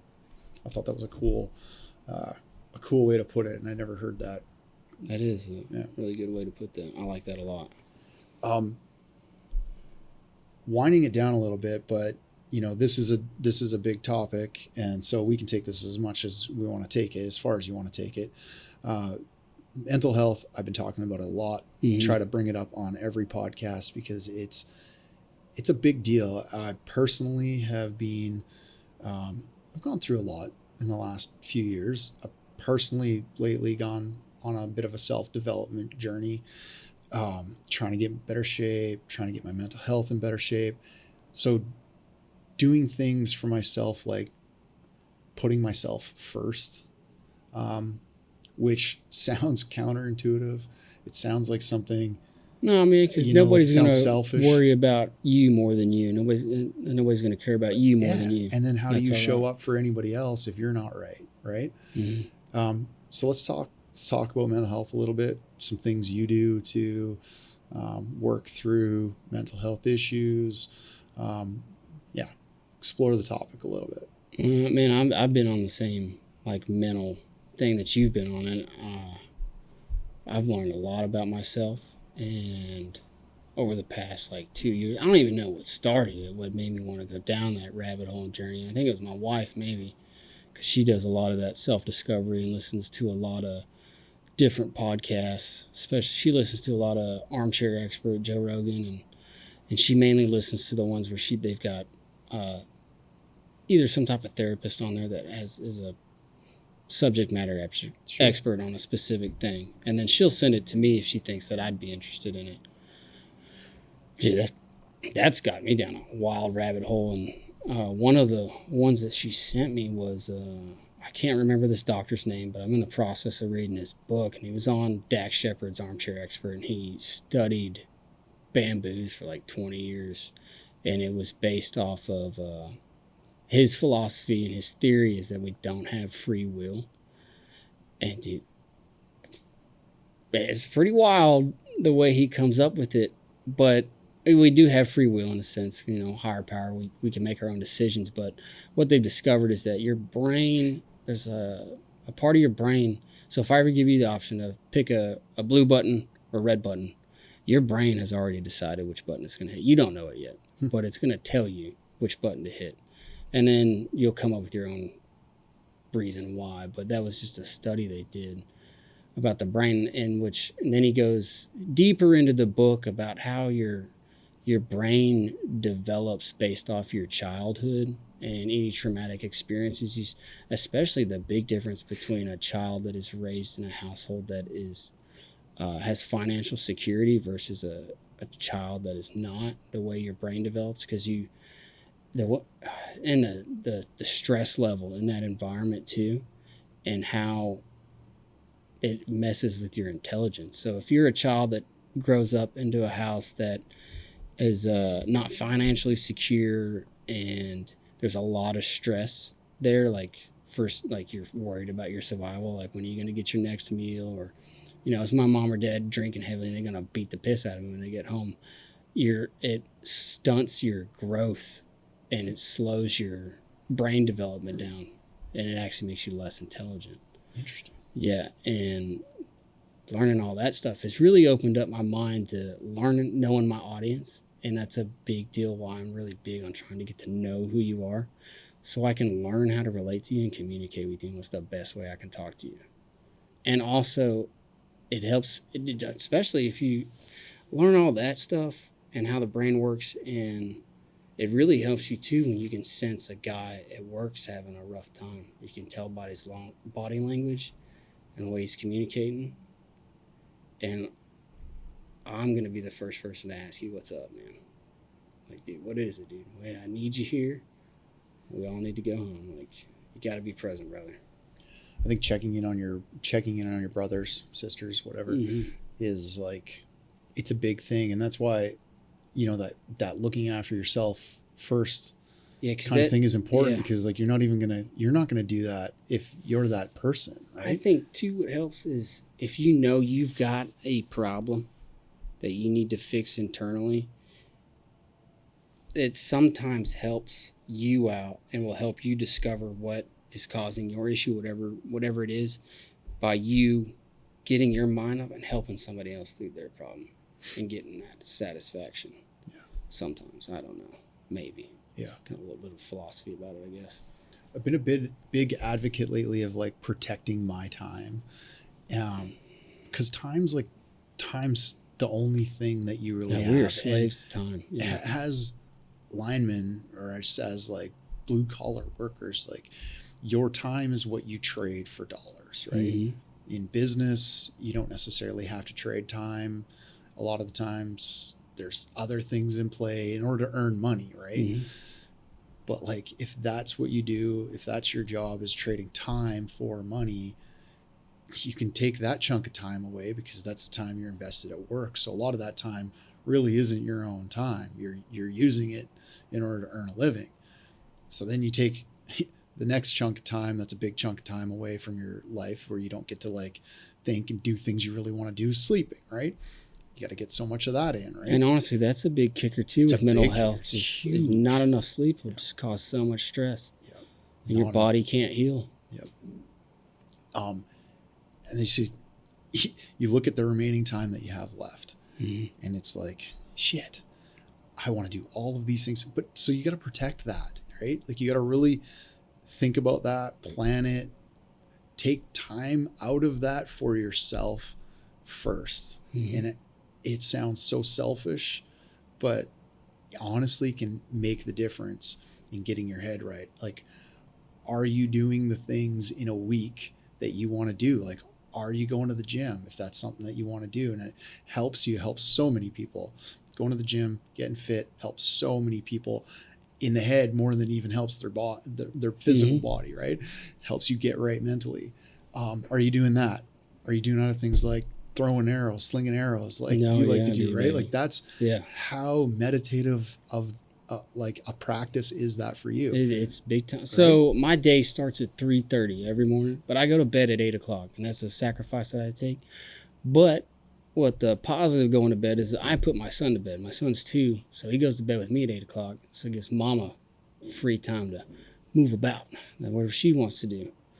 But dude, I start at 3:30. I'm up making my coffee, and I go straight to the gym. And I'm either listening to music or I'm listening to a podcast or an audio book. And I'm working out, but I work out for I do a mixture of powerlifting and HIIT training. I incorporate both, where I'm not doing CrossFit where I'm kipping and doing half reps. I'm picking up mass and putting it down. And I'm trying to gain muscle, but I'm also trying to hit cardio at the same time. Because like you said, we're slaves to time. I don't have a lot of time in the gym, so I need to get the most that I can get out of it in a 30 to 45 minute window.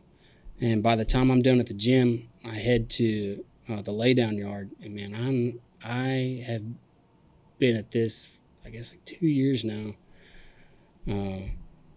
getting to work by like 5 o'clock, an hour and a half before anybody shows up. And that is my personal time that I devote to myself for anything that I need to work on. I need to organize or clean a bucket truck, a bin. I'm journaling, or you mentioned earlier about I can't read good. Dude, I struggle with being able to read and paying attention. So a lot of things that if I'm reading a book that I really want to learn from, I'm an extensive note taker, and that's one of those things I'll be doing while I'm reading the books. I'm taking a plethora of notes, or I'm getting an asinine amount of material ready for the day to benefit us. So when everybody shows up at 6:30, like, dude, trucks are iced, watered, all the materials made up, we're ready to go. Ain't nobody got to do anything.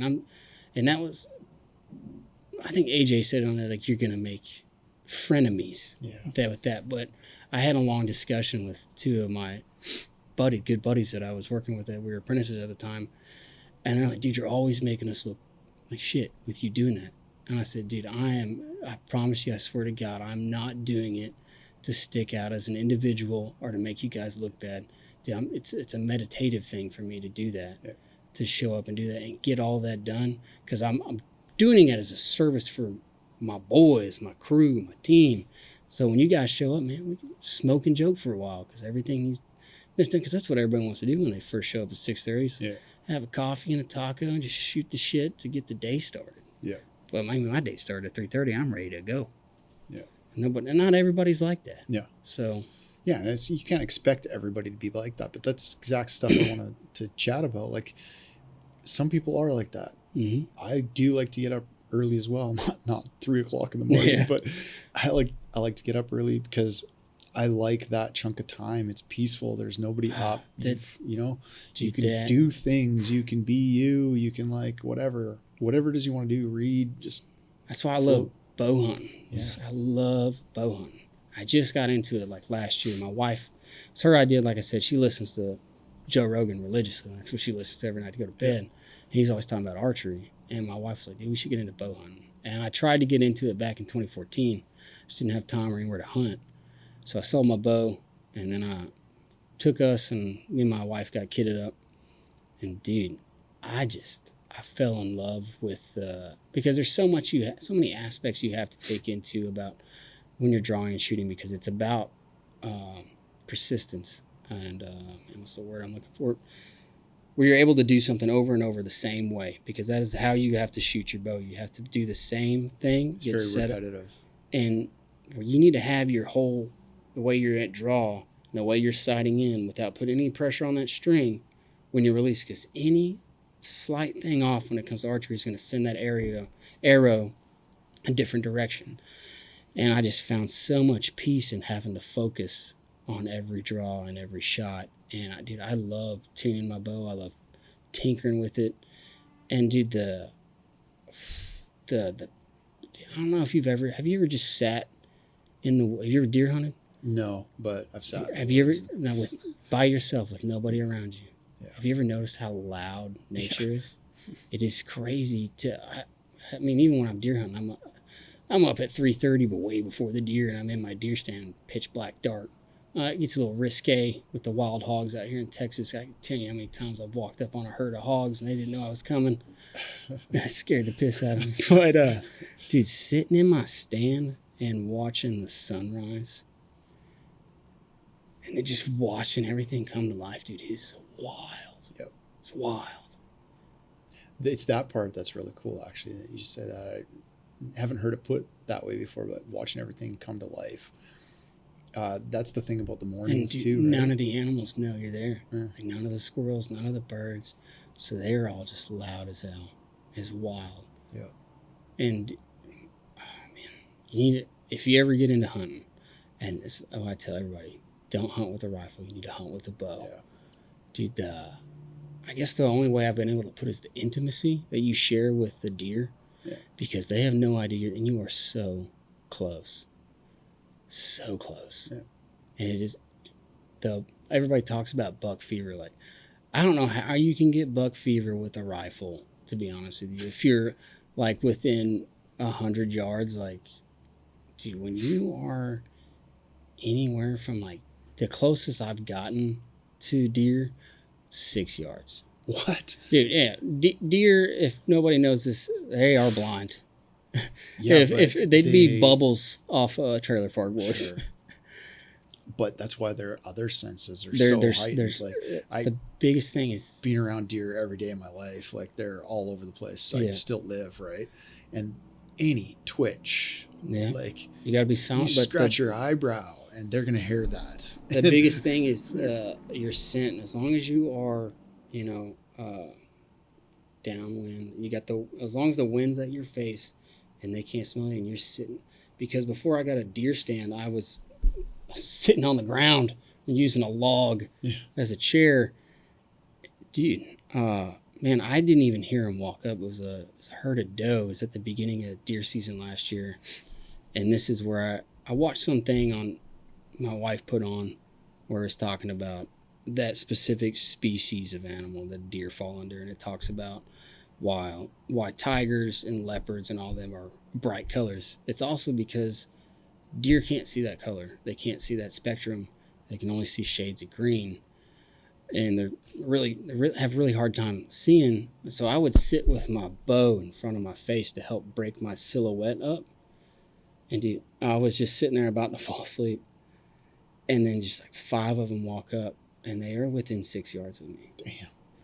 And it was just a wild experience. The rush, like this primal rush that I'm about to take this down. She has no idea I'm here. Was wild. Like, my whole body was just shaking, and I was like, honestly, I tried to draw. Too is the whole drawing process. It's unlike raising a rifle, because like a rifle you can actually set too. Mm-hmm. Like, and you can set and you can sit there. You can't really sit in the draw position. No. You got to take the time to be quiet while you're drawing. You got to be careful. And it's a whole movement, man. Mm-hmm. Like, your whole upper body, your whole body's moving. Yeah, because as soon as I tried to go to draw is when she heard me. And what doe do to alert everybody else is they start to stomp. And that's the worst sound you'll ever hear in your life. Oh, my God. But I was half draw. I felt like an eternity because I didn't want to move. And she was just staring at me, and I couldn't take it anymore, so I had to slowly start pulling back. And then I finally got it full draw, and then I just let her rip because she was so close. I sighted in to make sure my pins were at least on her, and I smoked her. And that was tense. But here's the sad part that I'm going to admit to. I did so much research on shooting and setting up and learning everything about how to shoot just in general that I did not do more research on the anatomy of a deer and how long you need to wait after you take a shot. Because unlike a rifle, you need to wait for a while with an arrow, anywhere from 45 minutes to 6 hours, depending on where you put that shot. And you need to hit 2 vitals. A deer can live off of 1 lung. If you don't hit a double lung or a lung and a liver, heart and a liver, or heart and a lung, a deer's not going to die. You've just made that deer's life miserable. And dude, I was so pumped, and I didn't grow up hunting at all. Nobody taught me. I was just trying to learn as I go. Smoked her, and as much blood was on the ground, because at first I was like, it sounded like because the arrow I was shooting is really heavy. It's called a Easton Full Metal Jacket. It's made out of aluminum, so it's really heavy. I had like 150 grain broadhead. That arrow was packing a lot of kinetic energy. Just blew right through her and smoked a tree. So it sounded like I just hit a tree and I missed. But when I found my arrow, it was soaked in blood, and I went back to where she was standing. There was so much blood on the ground. She left a wonderful blood trail, but I only waited like 5 minutes. And now I just feel so good because I pushed her so far. Like, I think I walked cut through like a lot of people's pastures. And that, I think, probably like 4 miles maybe. I had to walk down the highway to get home. It was way quicker than trying to cut through all that brush that I went through. And I called my buddy up in Montana, who's a huge hunter and is a huge advocate for, preserving nature. Dude, that dude wanted to reach to the phone and just chokeslam me. He was so pissed but proud of me at the same time. Yeah.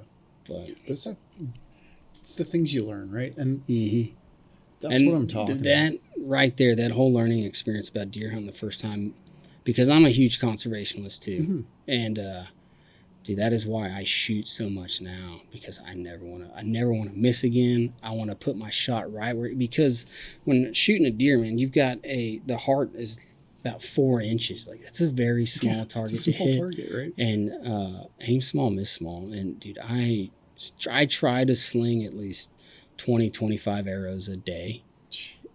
And that really doesn't take that long to do that. Yeah. But I work on consistency the most, of doing the same draw cycle every time, and my hold is the same every time. And I also do, I'm a big Cameron Haynes fan too, and I was listening to him and Remy talk on their podcast about how they just set up like impossible scenarios that you would run into while hunting. And I started incorporating that a lot, to where I'll set up some dumb scenario that would just be a completely unethical shot, shooting through all these branches or shooting in between a 2-inch gap between trees and hitting the target. Dude, I practice like that religiously now. And I think I'm pretty decent now. But dude. And I think we're talking about mental health, is trying to find a hobby too that you can pour something into, like, and really promote your time to make you feel better about it. Because anytime you complete a task or get good at something, makes you feel good. Have something like that. Have a hobby. That's huge. Don't let this job be your hobby either. Yeah, exactly. You said it right there. It's a wonderful, beautiful career, but don't let it be the thing you do. It's cool to be passionate about it and study it like I do. Because I do all the self-test questions in the back of those lineman and cableman's handbooks too. But it's one thing to devote all your time to that, but you're not going to have any friends, because nobody wants to sit there and talk about building power lines all day. Unless you're another lineman. Yeah, but even then, too, the lineman, like, dude, I just did that shit for 10, 12 hours. I don't want to talk about it. So, like, if you're struggling with mental health issues, you have to find a way to get out of the space that you're in. Like, if you're just confined to your house and it's the couch, let's use that as an example. Let's say I can't get off the couch. You have to try to find a way to get yourself up off the couch, out the door, and do something. Go to the gym. Go to the gym or go for a walk. You could start with that. Walking is like one of the greatest things you can do. It's one of the best exercises you do. Yeah. But like you're talking about getting out of the house, that is one of the things that I don't remember what podcast I was listening to, but the change of your environment, changing your environment can change your mood. And that was one of one of the things about why I left my hometown, I have not gone back because it was just, there's just like this dark cloud about where I grew up as a kid. Yeah, I'd never want to go back there because every time I go back there, I feel that. Yeah. And like, so Yeah, I just stay. places have energy. It's crazy to, if you're sad and depressed, and every time you go to that, back to that spot, you need to change your environment. You need to go somewhere. And the crazy thing about sunlight, like vitamin, like the sunlight, it's so good for you. I'm Canadian. It's Come on, so good for you. We don't have sunlight for 10 friggin' months a year. No, it seems like that sometimes. God, but you're that 100% right. Yeah. You got to change your environment. Like, you have to do that for yourself. But the thing with that too is that Mark brought it up too. Know yourself and seek self-improvement. If you're the type of person that thrives off of pity and like the Debbie Downer type and woe is me, when all your problems are like self-induced, like nobody's gonna want to help you. Yeah. But if you're like a dude that you've got a problem that you just can't, you get to it, dude, express it. You've got to find a way to let it out, or it's gonna. Or somebody put it as everybody has a what they call a dark passenger. I call that guy Bob. I've met him a couple times. But like, dude, you gotta get comfortable with who that person is, and you gotta face whatever they're trying to show you. So one of the things that were mental health that my wife put me on, of all things we talked about earlier, Theo Vaughn. He had this trauma expert called Tim Fletcher. Dude, that if you ever want to do like a special with mental health, you should try to get that guy. Dude, Theo Vaughn laid it all out on the line for millions of people to listen to, and like that was like inspiring to like for me and my wife to like let go of some baggage that we had and to work through it together. And one of the things he talks about is growing up in I hate to use the word trauma, but it's what it is. But any type of traumatic event that you've had, it puts your body in like a fight or flight mode. And what you and I went through when we started our mental health search was our bodies shutting down, and they were exhausted from being in that constant fight or flight mode. And our brains are telling us we need to fix this or we're going to burn out. And that's what we hit, and that's why we're trying to solve the problem and fix it. Yep. And I think everybody's got to hit that point. But you got just when you hit that point, you got to find something. Don't be afraid to reach out, talk to your boys. Like, I think that's a thing all men struggle with. There's a book called Under Saturn's Shadow that I started reading. It's a book on men's mental health, and he talks about, in the beginning of the book, he talks about the 8 secrets that all men carry. And one of those secrets is the burdens and struggles of being a man and having to be the stoic, strong figure that everybody looks at us as, that we can't have a weakness. We can't have, we just can't be weak. We always got to be strong. We always got to fight and provide, and we can't show anything. We can't show emotion. We got to be stoic at all times. And that's like a struggle that we all internally keep because we don't want anybody to see our weakness, because we know as soon as somebody sees it, somebody's going to prey on it and use it against us. It's a fact. Yeah. Straight up fact. But if you can find a guy, or you've got a buddy that you can lean on to, that you can share that burden with, dude, guarantee he's probably got something too. Never compare your problem or trauma with anybody else's, that it's not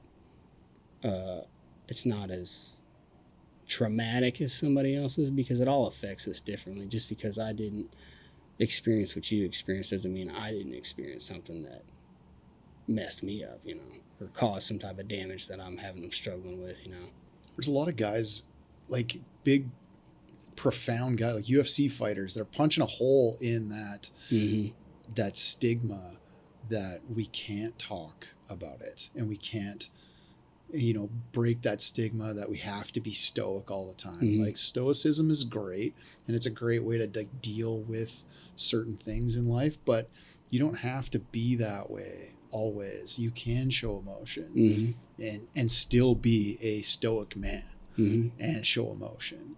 And there's a lot of good leaders right now punching a hole in that stigma, like I said, and like paving a way for us to come along behind. So be that person that comes along behind these guys and walk in that, because man, it makes all the difference in the world. You have to start making some changes for yourself. Like nobody's coming to save you. You have to make those changes. As you start to make those changes, there's people like us that will come along beside you and, hey, this is what I learned. This is what, like I'm here for you. But like, man, you have to make the change for yourself. You have to start that process for yourself. It's not something I can tell you to start. Out there, there's people that are talking about it. There's people that are saying, hey, I'm here to help. But yet you have to take that first step and say, hey, can I chat? Or whatever it is. Like, get out of the house, change your environment, go for a walk to start with. The walk will lead to the gym. The gym will lead to a hobby. The hobby will lead to, freedom in your head. Like, it leads to a better life. And like, you just got to take that first step for yourself. Yeah, and another thing to caveat off that is it's okay to start small. I forgot which episode you're talking about running, where you started out at a walking pace. It's the same thing with this, because it takes 2 weeks to form a habit. And the terrible thing about forming a habit is once you stop that little routine, it is so easy to just stop doing it and put it to the side. Like I talked about journaling, like I try to journal every day, but there was a point in time last year where I was going through a rough stint. My transmission went out on my truck, and I was financially struggling with that. We quit working in a specific area, and we had to go to another area, and per diem went way down. And so that caused a little stress. And then, I just quit journaling, and I was struggling. And then I finally brought it up. And this is what I'll be a brotherhood in the trade is my pole buddy, John. Like, dude, he just gave me the cash. He said, hey, dude, go get your transmission fixed. You need your truck. Just pay me back when you can. I know where you work. I know you're going to show up, so I'll take your kneecaps if you don't. And he knew I was good for it, and I did. I paid him back. And that's just one of those things about you got to find that guys that you can lean on. And sometimes you can't always be the soft type guy that's like, it's all right, bro, I'll give you a hug. Sometimes you got to say, dude, strap yourself up by your bootstraps, stop being a puss, and reach down your pants, make sure your testes are still there, and be a man. Face it and sack up and stop crying about it. It's not going to get any better. You got to face it. Because that's my best friend Bo. That's how I love Bo. Love Bo to death. And that's the kind of Bo is he's going to tell you to stop being a pussy. Because that man right there, he's got a wild background story. And he is just a man's man, very stoic and very straight and to the point. He ain't got time to beat around the bush. And I love that about him. It's good. You got to have a mixture of both. Well, man, I've had you for well over an hour and a half, 2 hours now. Is there anything else we didn't touch on? You wanted to make sure you want to talk about line school at all? Sure. I think line school is great. I think it's like I said earlier, if you don't have an in with somebody, it's a good place to start, because you can use your instructors as an in. And I've also learned from a couple guys like up in the food chain that they don't want to hire guys anymore unless they've gone to line school, because it shows that you were willing to invest in yourself, and you're gonna show up every day, and you're not gonna quit. You're not gonna do it for a couple of weeks and realize it's not for you. But if you're a new guy and you want to start out in the trade, don't be the guy that shows up with no tools. Have at least a set of channel locks, a crescent wrench, some Kleins, and some tape. But you don't got to go to Home Depot to buy brand new shit. Pawn shops. That's one thing I learned from Dennis. I love going pawn shopping now. You can find you wouldn't believe how much stuff you could find from Linework in a pawn shop that they have no idea what they have, and they're selling it real cheap. All the contractors right now are like, maybe I need to start going back to pawn shops to get my shit back. Another thing too, when it comes to tools, like if you can afford to buy climbing equipment, I would do it. I did it. Bo did it. My wife paid for mine while I was going to line school, because the line school that I went to, they didn't fork it out. They let you basically borrow a set. But I know everybody talks about utilities and co-ops. They'll buy you climbing equipment. Contracting, They say they're going to do it, but they're probably most likely not going to do it because they don't know how long you're going to be here. Because contractors, it's a revolving door of people. So they're not going to invest that money into it. So you need to invest in yourself to have it. And that is going to make you in my opinion, it's going to make you more valuable to a company trying to hire you if you've got all the tools, at least bare minimum of the tools you need to work. Yeah. That way they know you're going to show up and work in positive mental attitude and show up ready to work every day. Yeah. And don't be late. If you're on time, you're late. Big proponent of that. Love that. Also talk a lot about line school. The internet's a toxic place a lot of times. Yeah, bless. So you get a lot of this just the opinions and the opinions against line schools. And I'm just an advocate, and I'm not saying I'm an advocate for line schools. I'm just saying that if it's your way in, it's your way in. So why are you knocking that? Some people don't need to go there. Some people do. And there's enough people that do need to go there that it can be a really good business opportunity. I thought it was incredibly beneficial because one of the guys I served, how I got into Powerlines was a guy I served with in the Marine Corps, Tyler Thompson. He's the fellow I was talking about from Indiana. He called me when I was on my way out the door, and he said, "Hey, man, I know you don't want to get out of the Marine Corps. You need to get into building power lines, dude." He said, "You will love this shit." He said, "It's a lot like being on a FIST team with a crew." He said, "Dude, you will thrive." He said, "Go to line school, too." He's like, "You're going to surpass everybody there because it's going to be a bunch of 18, 19-year-old kids that are just there. They don't understand that to study and to give 110%. It's not exactly what my line school experience was like because most of the guys that were in my class, too, there was maybe a couple guys that were 18, 19, but majority of us were, a lot of guys in there were oil field guys that were my age, too, that were told to get in this trade that is a good way to make money. And so we had a pretty mature group, but line school, I think it's a good thing, but the one thing to learn, that to take a big thing that I think why a lot of people are advocates against it is because people come out and they show up to work with, "I know." Yeah. Nah, dog, you don't. Throw that phrase out the window. Yeah, you don't know shit. Just pretend you didn't even go to school. Just take what you learned there and just start applying it. Don't tell everybody. Because what Gail told us while we were in line school, that's the first thing he told us. And he drew a picture of the ocean. And he said, at the top of the ocean, he said, "This is what you're learning." And then he went to the bottom of the ocean. He said, "This is the Mariana Trench." That's how much information there's out there. You're learning the wave tops. Take it. Don't you dare. He said, if you show up to any company and you start working on a crew and you start saying, "I know," you're probably going to get your teeth knocked out with a set of clients or nobody's going to want you to work for them. Nobody's going to help you. You got it, boss. Yes, sir. I'm going to get it done. Just start training yourself to just not say those two words together ever. I know.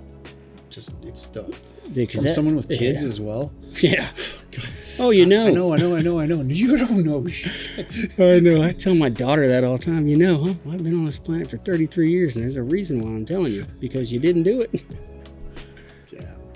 Well, dude, appreciate you. Thanks for doing this. Appreciate you being here. Thanks for having me. Bye, everybody.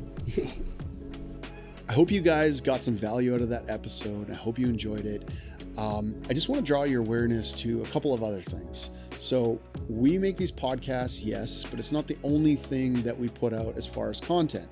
Our social medias are full of valuable cuts from the podcast itself, as well as just a bunch of other educational stuff and entertainment. So go follow us at Powerline Podcast on all social media platforms.